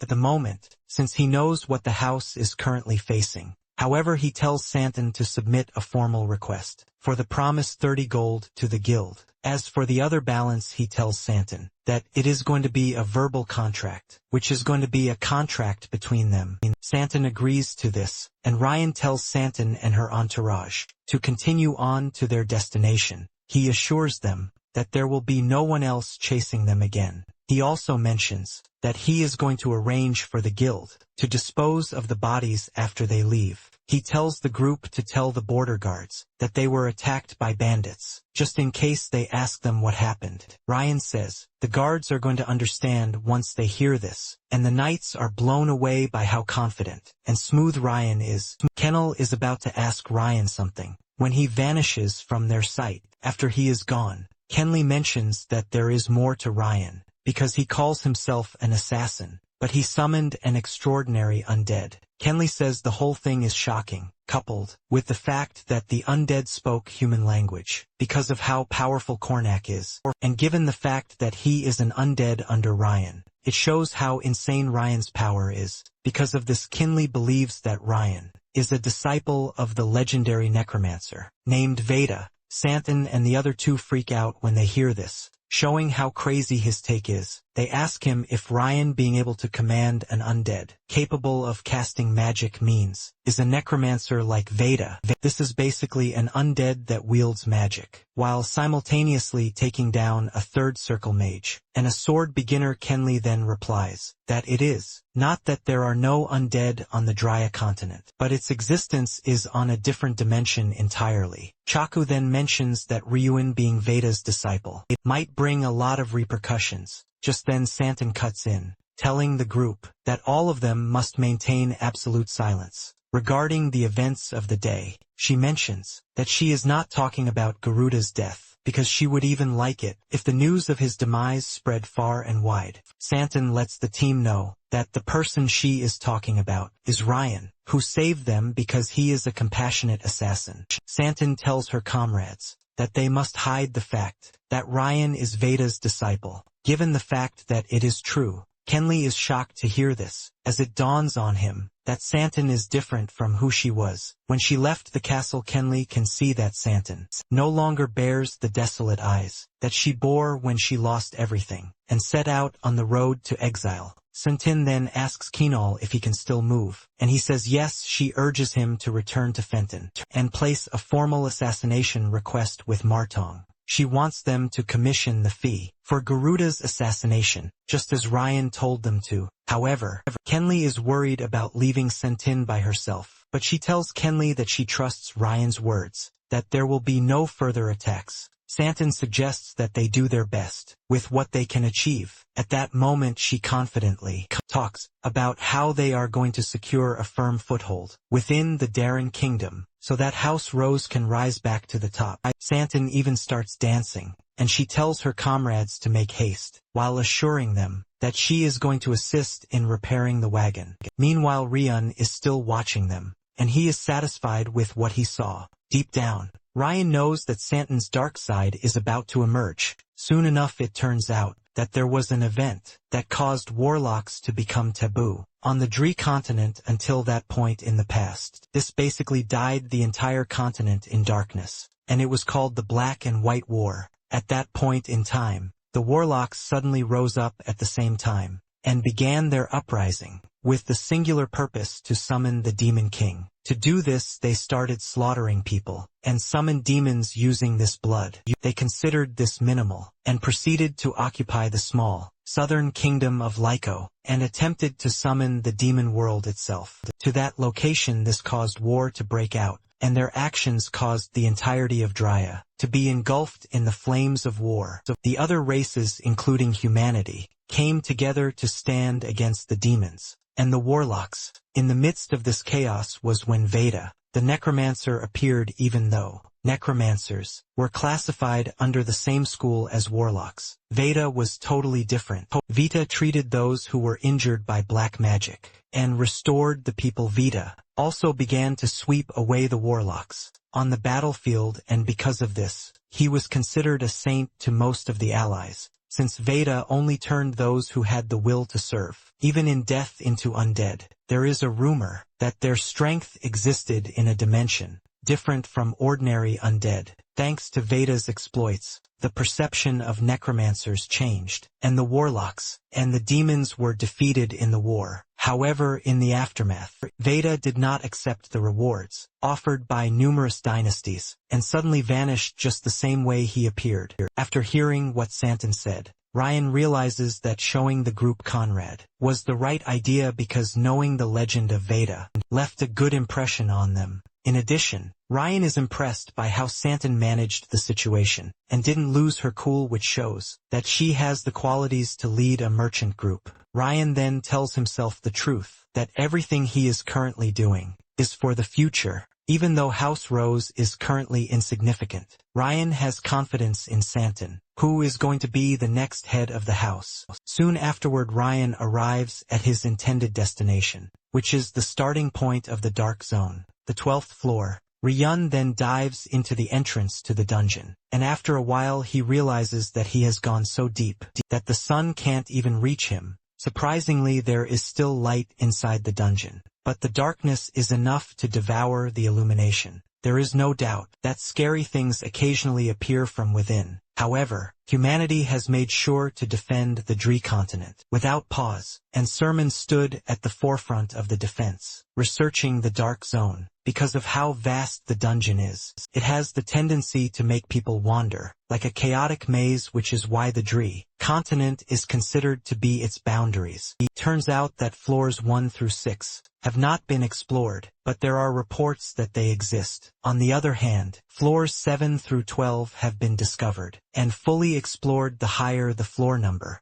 the closer it is to the surface, and the weaker the monsters become. For example, the 12th floor that he is currently standing on houses monsters like goblins, mutant beasts, and even orcs. Ryan is glad that he actually investigated the area. When he was still with the Sermon family, Ryan discovered that it was the perfect place to level up rather than hunting monsters scattered sparsely across the Dree continent. This is a location where the monsters are densely packed, and Ryan believes that it is more suitable for a player. Apparently, maps and compasses are useless in the Dark Zone because they don't work, meaning the only way to navigate through is mana. Basically, the difficulty of the 12th floor is roughly equivalent to a beginner's hunting zone. Visitors rarely show up, thanks to the labyrinth structure, meaning running into others is unlikely. Thanks to this, Ryan is confident that he can freely experiment and unleash the power he hasn't been able to use until that moment without holding anything back. Ryan is particularly interested in using the Necromancer power that he hid from the world. Without wasting time, he activates the power to raise the goblins he just defeated, since the goblins are pretty weak. Ryan plans to use them as a meat shield, engaging the Hand of Death skills. Ryan strengthens the undead goblins and unleashes them on the area. Ryan sits and watches as his goblins tear apart the other monsters, because he knows that nothing really poses a threat to him. On the 12th floor, once the undead army reaches 30, they fall off, and Ryan figures out that his current limit is 30. He is disappointed because in his prime, he was able to command thousands of undead. He believes that the undead are like marionettes on strings, and he must control them individually, while they constantly drain his mana. However, thanks to his experience, his mental fortitude is sufficient, but his lack of mana causes him a big issue. Even though he is in the Dark Zone, to gain experience, he knows he has to address his mana deficiency. To do this, Ryan figures out that he has to take down the floor boss. After a while, Ryan figures out that he has taken down about 100 orcs and goblins, leaving him to admit that the monster density in the dungeon is quite high. He compares it to dozens of dungeons getting combined and vomiting out monsters endlessly. In addition, the monsters in the Dark Zone do not vanish upon death, but they revive after a set period. Among monsters of the Dree continent, there are some that have formed colonies, or interact with humans, classifying them as other races. But the creatures in the dark are total monsters that think only of slaughter. Ryun then decides to ignore other distractions and just focus on improving his magic. He plans to upgrade his skills and Kornak too. Ryun sits down in a meditating position and starts leveling up shortly afterward. He figures out that he has done everything he can through leveling up, which means he must now grow through methods that are outside the system. Suddenly he gets the notification that Kornak has just found a bone that he likes. It turns out to be a goblin shaman's finger bone, and thanks to this his magic increased by 1. Ryan is shocked when he sees this, because Cornac is basically a growing undead. It then dawns on him that it would be profitable for him to raise a single undead, rather than maintain dozens of weak undead. However, he is not sure if he can truly work on Cornac, since it is a new type of undead that he hasn't seen before. Ryun then opens his storage space to bring out the corpses of Garuda Knights that he stored inside. Ryan is glad that he actually brought them, because he can use their souls as an experiment. Ryan begins the process of soul extraction, and knows that if it succeeds, it is going to provide the power he needs to deal with the scary floor guardian. Apparently, the floor guardian of the 12th floor is a well-known entity because its stories have spread among those who have visited the floor. Turns out that the floor boss is a special orc, and the Sermon family calls it the Human Slayer. Ryan has always thought that this was an exaggeration, but standing in front of the beast in person has changed his perspective. Just then the orc breathes down on him, and the system lets him know that he has been exposed to orc fear, resulting in a temporary loss of stats. However, Ryan resisted this with the blue earth breathing technique, and he lets the boss monster know that he has already prepared everything necessary to face it. Since the floor is designed like a maze, Ryan figures out that what is needed the most is mobility. Just then, Ryan mounts a zombie wolf, which he raised by killing the orc chieftain's mount. Even though the zombie wolf will disappear once the magic infusion ends, Ryan believes that it still provides enough time to deal with the Human Slayer. Using the zombie wolf, Ryan is able to get around the Human Slayer, and after assessing the situation, Ryan realizes that the monster is truly worthy of its name. The Human Slayer is so dangerous that even the Sermon family hunts by forming entire squads of knights and mages.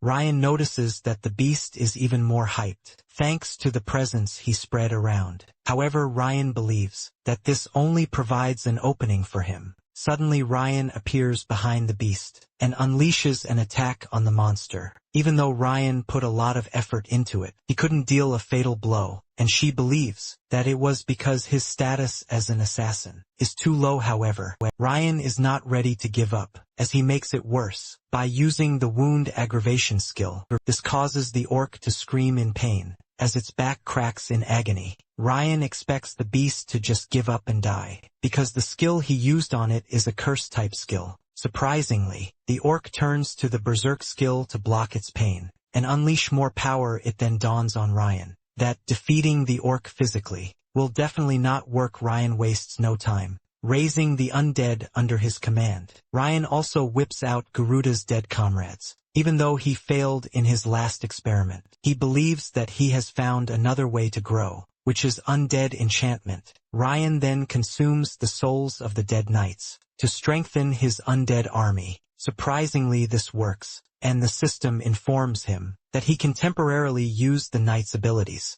Cornac is also able to consume a mage's soul, and Ryan is informed that Cornac's ability has been completely enhanced by soul sacrifice. In addition, Cornac was able to obtain some of the knowledge from his past life. With this, Ryan tells Cornac to take command of the army. The undead army immediately makes their way towards the Human Slayer, as they deal several damage to its body. However, after a while, the Human Slayer still remains standing, even though he used the skill where the undead emit deadly poison when they die. Ryan then activates the Commander's Eye skill to see how much damage the undead did to the Human Slayer. Even though they managed to deal a ton of damage, the undead goblins have been wiped out, but Ryan is not disappointed by this, since he already knows that they are expendable. However, the poison manages to weaken the orc's berserk state, and Ryan screams at Cornac to finish the job. Cornac then leaps into the air to unleash a powerful magic circle, to unleash a devastating fire attack, which is large enough to consume the Human Slayer. With the fire bolt about to come on, the Human Slayer screams in fear, because it knows what is coming for it. The fire bolt finally lands, and destroys every cell in the orc's body, ultimately bringing it to its knees. As it takes its final breath, Ryan commends the orc, because it truly lived up to its title as a Human Slayer. Ryan then unsummons the rest of his undead army, returning them to the storage space Ryan notices that the orc is trying its best to stay alive, but Ryan is not about to allow this, and he engages the Hand of Death skill that he has been upgrading for the past few days. Turns out that there is a sub-skill close to the Hand of Death, and it is called Life Drain. Ryan uses the Life Drain on the orc, and he starts gaining some stat increases, until he reaches his limit, and can no longer take in any points. The system informs him that he is receiving special experience points for being the first to defeat the Human Slayer. Thanks to this, his level increased, and he is informed that the Phantom's traits enable the use of soul extraction on the Human Slayer, but the chance of success is 57%. Rain is shocked to see this, because he didn't know he could actually harvest the soul of a named boss monster, and this is because he assumed that the monsters inside the dark zones lacked souls. However, this tells him that the floor guardians might be an exception, even though the chances of this coming through is 57%. Ryan is not ready to let it slip. Ryan then activates the soul extraction, unleashing a dark aura that infiltrates the orc's body. Surprisingly, the extraction is successful, but Ryan runs into an unexpected problem. Instead of the orc's body fading away, it remains intact, even though Ryan already extracted the soul. This is a problem because it is supposed to fade away, and then re-emerge later, in preparation for the next challenger of the floor. He knows for a fact that the knights from the Sermon family will discover the orc the way it is once they come patrolling. Later on, knights from the family enter the floor, and to their surprise, they find the leftovers of a terrifying battle. This immediately tells them that the report about the Human Slayer being hunted was actually true. They assume that those who fought the Human Slayer are experienced fighters accompanied by elite mages. At the same time, the knights believe that this is weird, because they didn't get a report of a large group entering the dark zone. They are also blown away by the marks left on the ground, because it shows signs of people experienced in fighting monsters. It soon dawns on them that the Human Slayer has been taken down, but they are scared that without the floor guardian, the monsters of the 12th floor will grow restless and try to break past their zones. The team leader then tells his comrades that they need to stop the monsters by all means. One of the knights then notices that his one-handed comrade Zhang is lost in his thoughts. He asks him what is wrong with him, but the dude replies that he is fine. He suggests that they finish their work so that they can quickly head back. Deep down, Zhang is hyped by what he is looking at, because he figures out that it is a message from Ryan, and the time to fulfill his task has arrived. On the other hand, Ryan makes it to the 11th floor, which is made of lakes and marshlands, totally different from the floor he just left. Moments later, he opens his storage space, and he summons the Human Slayer. Even though the corpse of the orc should have disappeared, it remained in Ryan's possession for some weird reason. At the same time, something interesting has come up, which is a bunch of quests. He now has 4 quests, which are the Path of Revenge, the Path of the Assassin, the Path of the Necromancer, and the Path of the Soul. The first 2 quests appeared after he defeated Ake and arrived at Martong. However, the Path of the Necromancer and the Path of the Soul recently showed up after he took down the Human Slayer. Just as he is about to check the details, the 2 quests suddenly merge into one, turning into a main quest, Veda's Legacy. Ryan is shocked to see that the Path of the Assassin has been converted to a job quest, and the subquests for the Path of Revenge are open. For the Path of Revenge, he is expected to rebuild the Sermon family, and for the Path of the Assassin, he is to obtain a Class 4 Assassin qualification. From Martong, Ryan is shocked to see that the system has evolved, because it was practically useless in Dri. Unlike in Adian, Ryan starts wondering why the system had to evolve. At that moment, for the Veda's Legacy quest, he is told to raise the Human Slayer as an undead. He wonders if this is a coincidence, or if there is some kind of connection between the Human Slayer and Veda. Since he is confused about everything happening, he figures out that completing the quest is the only way to truly understand what is happening. Ryan then kicks his mission into play, and he tries to raise the human slayer. A dark purple aura covers the entire room. As Ryan expends more power, trying to pull the human slayer out of the abyss, before he knows it, he realizes that his mana is being drained at an aggressive rate. By the time he loses his footing, the human slayer emerges, but it appears that it is missing some body parts. The human slayer walks over to Ryan and bows to him, and Ryan is informed that he has successfully completed Veda's legacy to raise the human slayer. However, a new quest pops up, and this requires him to complete the human slayer. He is informed that to complete the human slayer, he is going to need a hero's soul. Ryan is disappointed that, even after using all of his mana, the human slayer came out incomplete. Moments later, Ryan engages the human slayer in battle, and even though it is not complete, yet it is a complete menace as it tears down monsters. However, there is a downside to this, since the human slayer is a special entity on its own, can be stored in the corpse storage without being destroyed, but Ryan would have to constantly supply it with mana. With this, Ryan fears that raising other undead will be impossible, but he also believes that he has found a way to utilize the human slayer. He plans to use Kornak for long-range attacks, while he uses the human slayer, which he now calls Skeleton Berserker, as a tank and warrior for close combat. Ryan sits back as the Skeleton Berserker runs wild, terminating monsters. Just then, he realizes that there is another reason he came, and he is already getting distracted. Ryan then activates the blue earth breathing technique to unleash a search wave that covers the entire area, but the search returns with nothing. Turns out that Ryan actually came to the Dark Zone to find his brothers, because according to Martong's information, his brothers were last seen in the Dark Zone. Ryan has been using the breathing technique, hoping to find a resonance, but he can't sense anything from them. However, he is not disappointed yet, because according to Martong's reports, his brothers are on the 9th floor, which is a deeper location. However, he is worried that his current strength doesn't have the capacity to tackle the 10th floor and the deeper ones. Suddenly, he notices that the technique is resonating back to him, and he realizes that someone from the Sermon family is within detection range. Ryan tracks down whoever they are, and he hides behind a tree. He senses two people coming toward him, and one of them isn't a knight or even a mage. However, he can sense that the other person has trained movements, and is even wearing gear in addition. This other person has just one hand. He starts wondering if he should reveal himself, since the person might be from the Sermon family. He is debating this when Senna appears behind him, teasing him about how much he has changed his appearance. Ryan's heart almost jumps out of his chest when he sees Senna, and he screams out in shock and fear.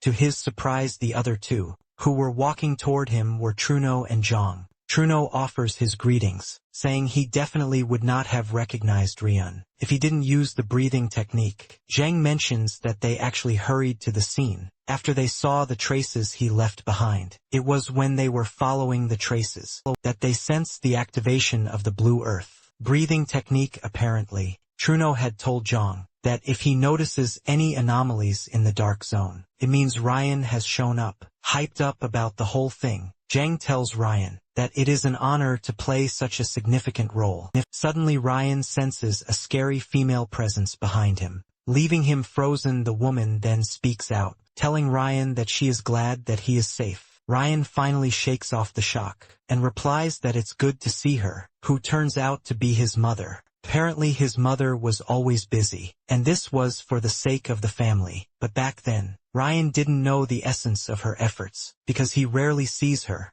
Ryan holds a silent resentment towards his mother. However, it is different now, because he knows that his mother was working so hard to make sure she doesn't lose her last son. Before they start saying anything, Sina creates a barrier. Ryan is surprised to see that Zhang has become one-handed, and Zhang plays it cool, saying it was the result of his own inadequacy. When the Phaeton family ambushed Ryan's carriage, he then mentions that he is thankful for the wound, because this is why he was tasked with the vital task of protecting Truno, who is currently hiding in the Dark Zone. Truno then reveals that he has been living and hiding in the Dark Zone since the world believes he is dead. Senna was the one who helped him set it up, and she mentions that it is the ideal place to plan their next move, while avoiding the eyes of the Phaeton family. While Zhang is all juiced about losing an arm, thanks to his inadequacy, Ryan is taking all the blame because he knows everything happened because of him. Ryan's mother then commends him, telling him that he has managed to capture the heart of his loyal subordinates, which is not an easy feat. Ryan's mother, Celine, then changes into a serious expression, before asking Ryan if it is true that he defeated the finger of Phaeton, and even handed son's Phaeton over to Senna. Ryan replies that everything is true, because it is all according to his plan. Apparently using son's Phaeton as evidence, the Sermon family was able to secure a massive settlement from the Phaeton family. Celine is ultimately blown by this, forcing her to ask if Ryan is truly her son. Ryan replies that he is the same Ryan, but deep down he knows that he is not the same Ryan that she once knew. However, he is still the son born from her flesh. Celine is happy to hear this, and she tells Ryan that she has one more thing to ask him. Celine then asks Ryan why she senses the aura of death around him. It immediately dawns on him that his mother sensed the necromancer energy within him, since his mother is a sword master and a paladin. He figures out that he can't just give dumb excuses.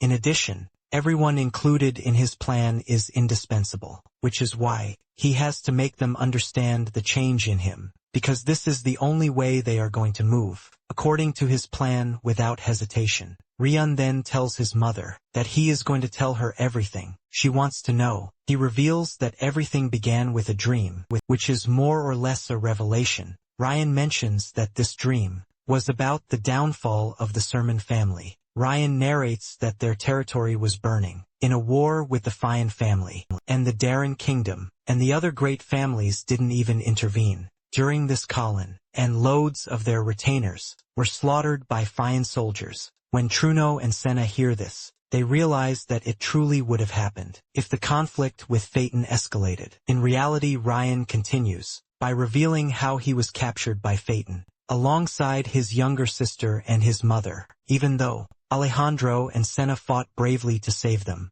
they both met horrible deaths right in front of him. Ryan mentions that after years of torture and suffering, he finally died. After telling them this, Ryan says it was the end of the dream, which is why he believes that he must do what must be done, because he knows what he is truly capable of. After Ryan is done narrating, Truno is left traumatized because he figures out that everything he just heard sounded more like the experiences of a veteran who has just returned from the battlefield. Even Senna is convinced that Ryan was recounting actual events that he lived through rather than mere fantasies. Celine then asks Ryan if it is true that his dream is the catalyst for everything he has been doing, and Ryan says yes to Truno. He totally believes, because he knows what Faye is capable of. Senna also believes that Ryan was shown the future, which is the power passed down through the Sermon bloodline. At the same time, Celine figures out that her son has been operating in the shadows to make sure this dream of his doesn't come to reality. Celine can also see that Ryan has obtained the power he needs to make this possible,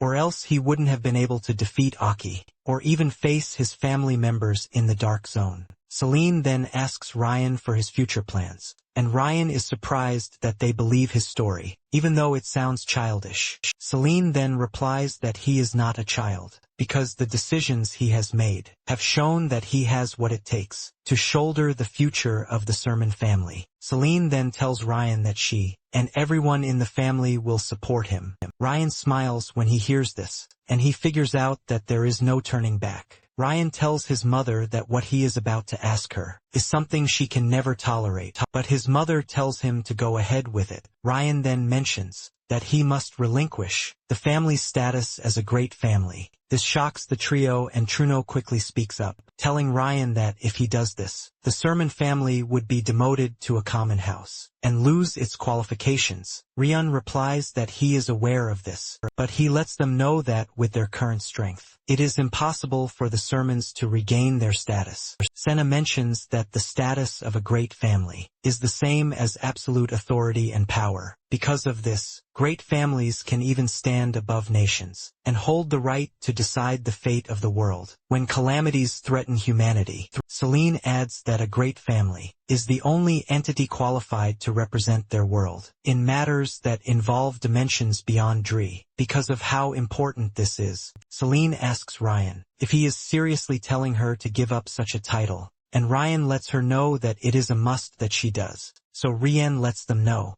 that the Fian family will declare war against them since they know the family's current state. With this, they are going to use it as a medium to claim the title of the greatest family. Ryan reminds them that the family currently doesn't have what it takes to win a war. In addition, kingdoms don't intervene in conflicts between great families. Because of this, Ryan suggests that they discard the name of a great family and hide under the kingdom's banner. He says it is imperative that they receive the protection of the continent's laws. And Ryan walks up to his mother, telling him that this is not a matter of running away or giving up but a strategic retreat and a brilliant move to lure their enemies into a trap. Ryan urges his mother to think about it, but lets her know that it must not take long. Ryan then says there is one more thing, and this is to bring his sister, Maria, back home as soon as possible. This shocks Truno and Senna, because the house is already in disarray, but Ryan still wants them to bring Maria back to the house. Ryan then tells his mother that this is the only way, and it is also the only way to draw out what she actually wants from her. After saying this,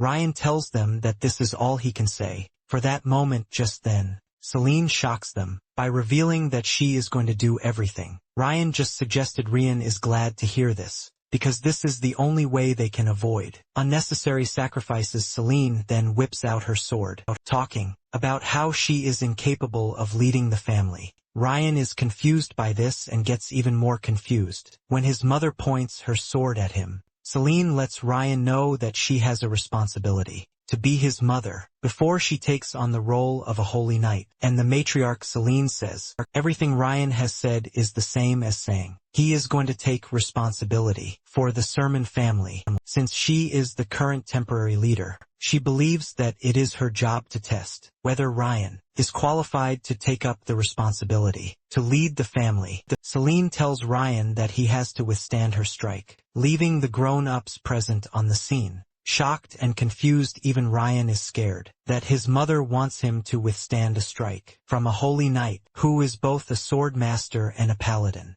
Nonetheless, he figures out that he is the only direct descendant fit for the irreplaceable position of the head of the house. Ryan believes that his mother already knows the truth, that his father and brothers are as good as dead. This is basically why she wants to hand over the position of the house to him, even if it is unofficial. Celine lets him know that she is going to take the responsibility of convincing the elders of the family to follow whatever he says, if he can withstand her strike. Just then a quest pops up, telling Ryan to gain Celine's recognition, since Ryan doesn't want his mother to carry the burden that comes with the family's responsibility. He figures out that he has no choice but to succeed. Even though his mother is both a sword master and a paladin, he knows that his mother cannot utilize the energies of both simultaneously. He knows that his mother is going to use mana if she plans to test him, using the power of a sword master. However, she is going to use the holy power if she chooses the power of the paladin. Ryan then concludes that he is just going to readjust his reaction to whatever power she uses. Just then Celine unleashes her strike, and even though Ryan could see the power in it, his mother was just too fast. Celine is surprised when Ryan doesn't block or even dodge the strike, but allows it to cut through him. However, it doesn't seem Ryan is affected by the strike. Apparently Ryan was able to phase through the strike because the power his mother used was mana. There is a skill called etherealization, which utilizes the power of a ghost, and it is a fundamental ghost skill that Ryan used for over 100 years. In a day. However, Ryan's body isn't perfect for the skill yet, and before he knows it, he gets cut in the chest. Celine rushes over to grab him before he hits the ground, asking him if he is fine.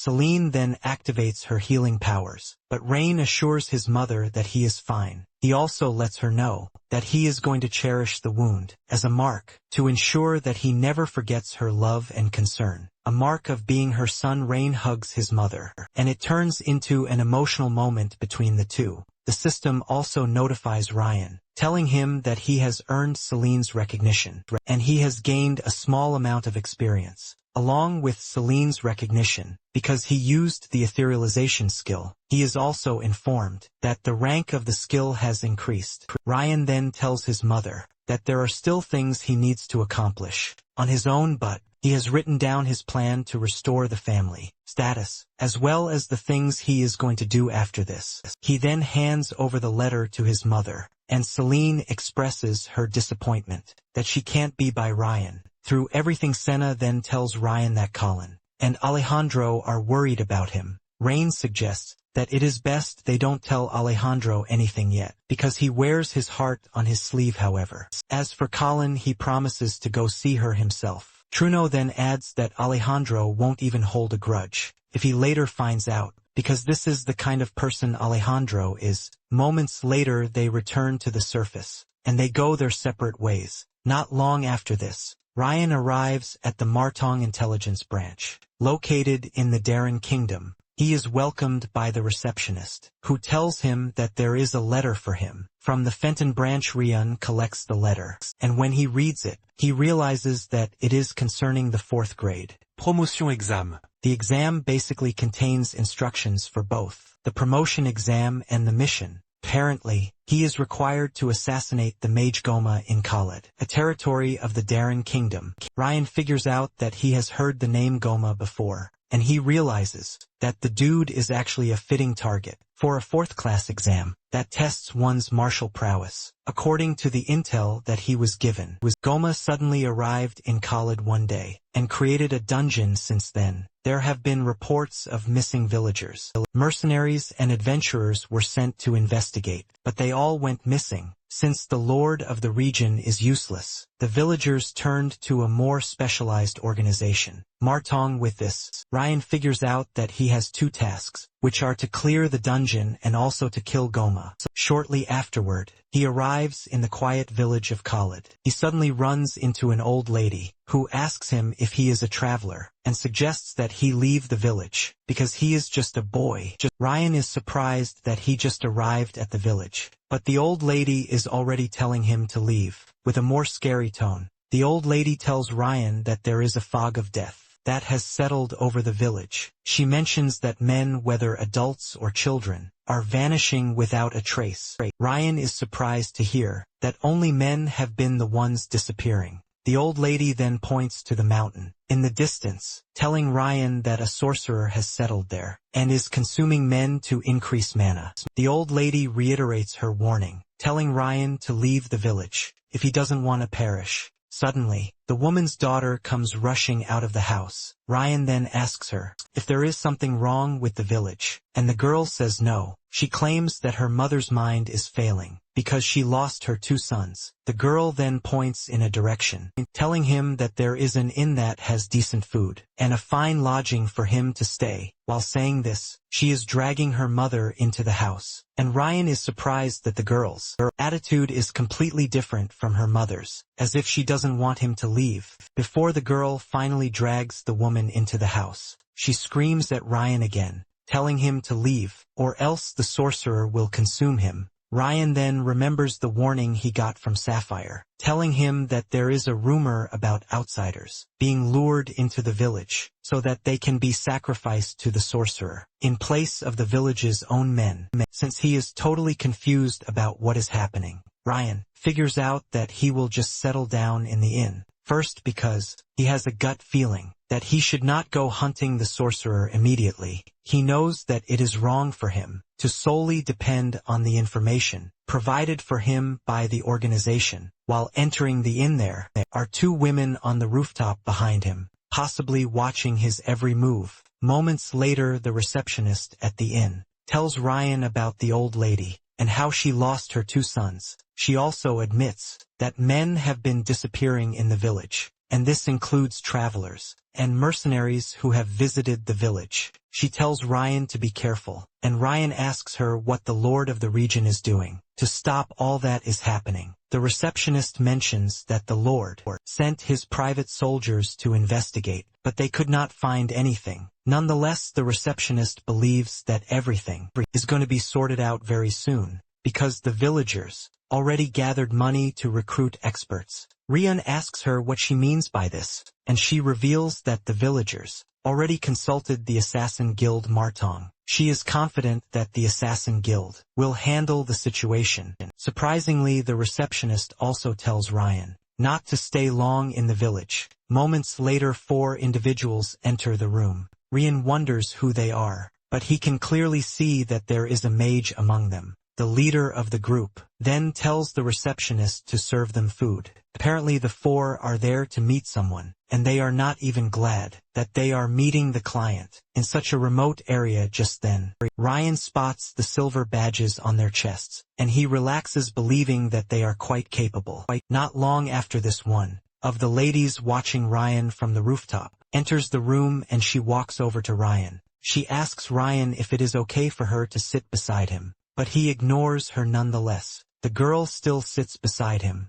and even introduces herself as Lavina. Lavina then calls out Ryan's name, asking him if he is the one. Ryan is shocked to hear this, and it then dawns on him that Sapphire promised to send an assistant to help with the dungeon. Ryan cannot believe that they sent him, a mere guide instead of an assassin, as his assistant. He can't believe that Lavina is so inexperienced, that she is even calling out his name. In such an open place, Lavina continues yapping, forcing Ryan to cover her mouth with his hand, telling her to keep her mouth shut. Lavina whispers to Ryan, telling him that she is just excited, because it is her first time seeing a guild member, but Ryan tells her to keep her mouth shut. Meanwhile, the mercenaries are already growing impatient that their client hasn't shown up, even though they gave up a troll hunt to come to the village. One of them urges his colleagues to be patient, because this will be their first dungeon, and it is a chance to make the name of their steel shield mercenary group famous. In fact, he believes that they might get a promotion because of this. Ryan,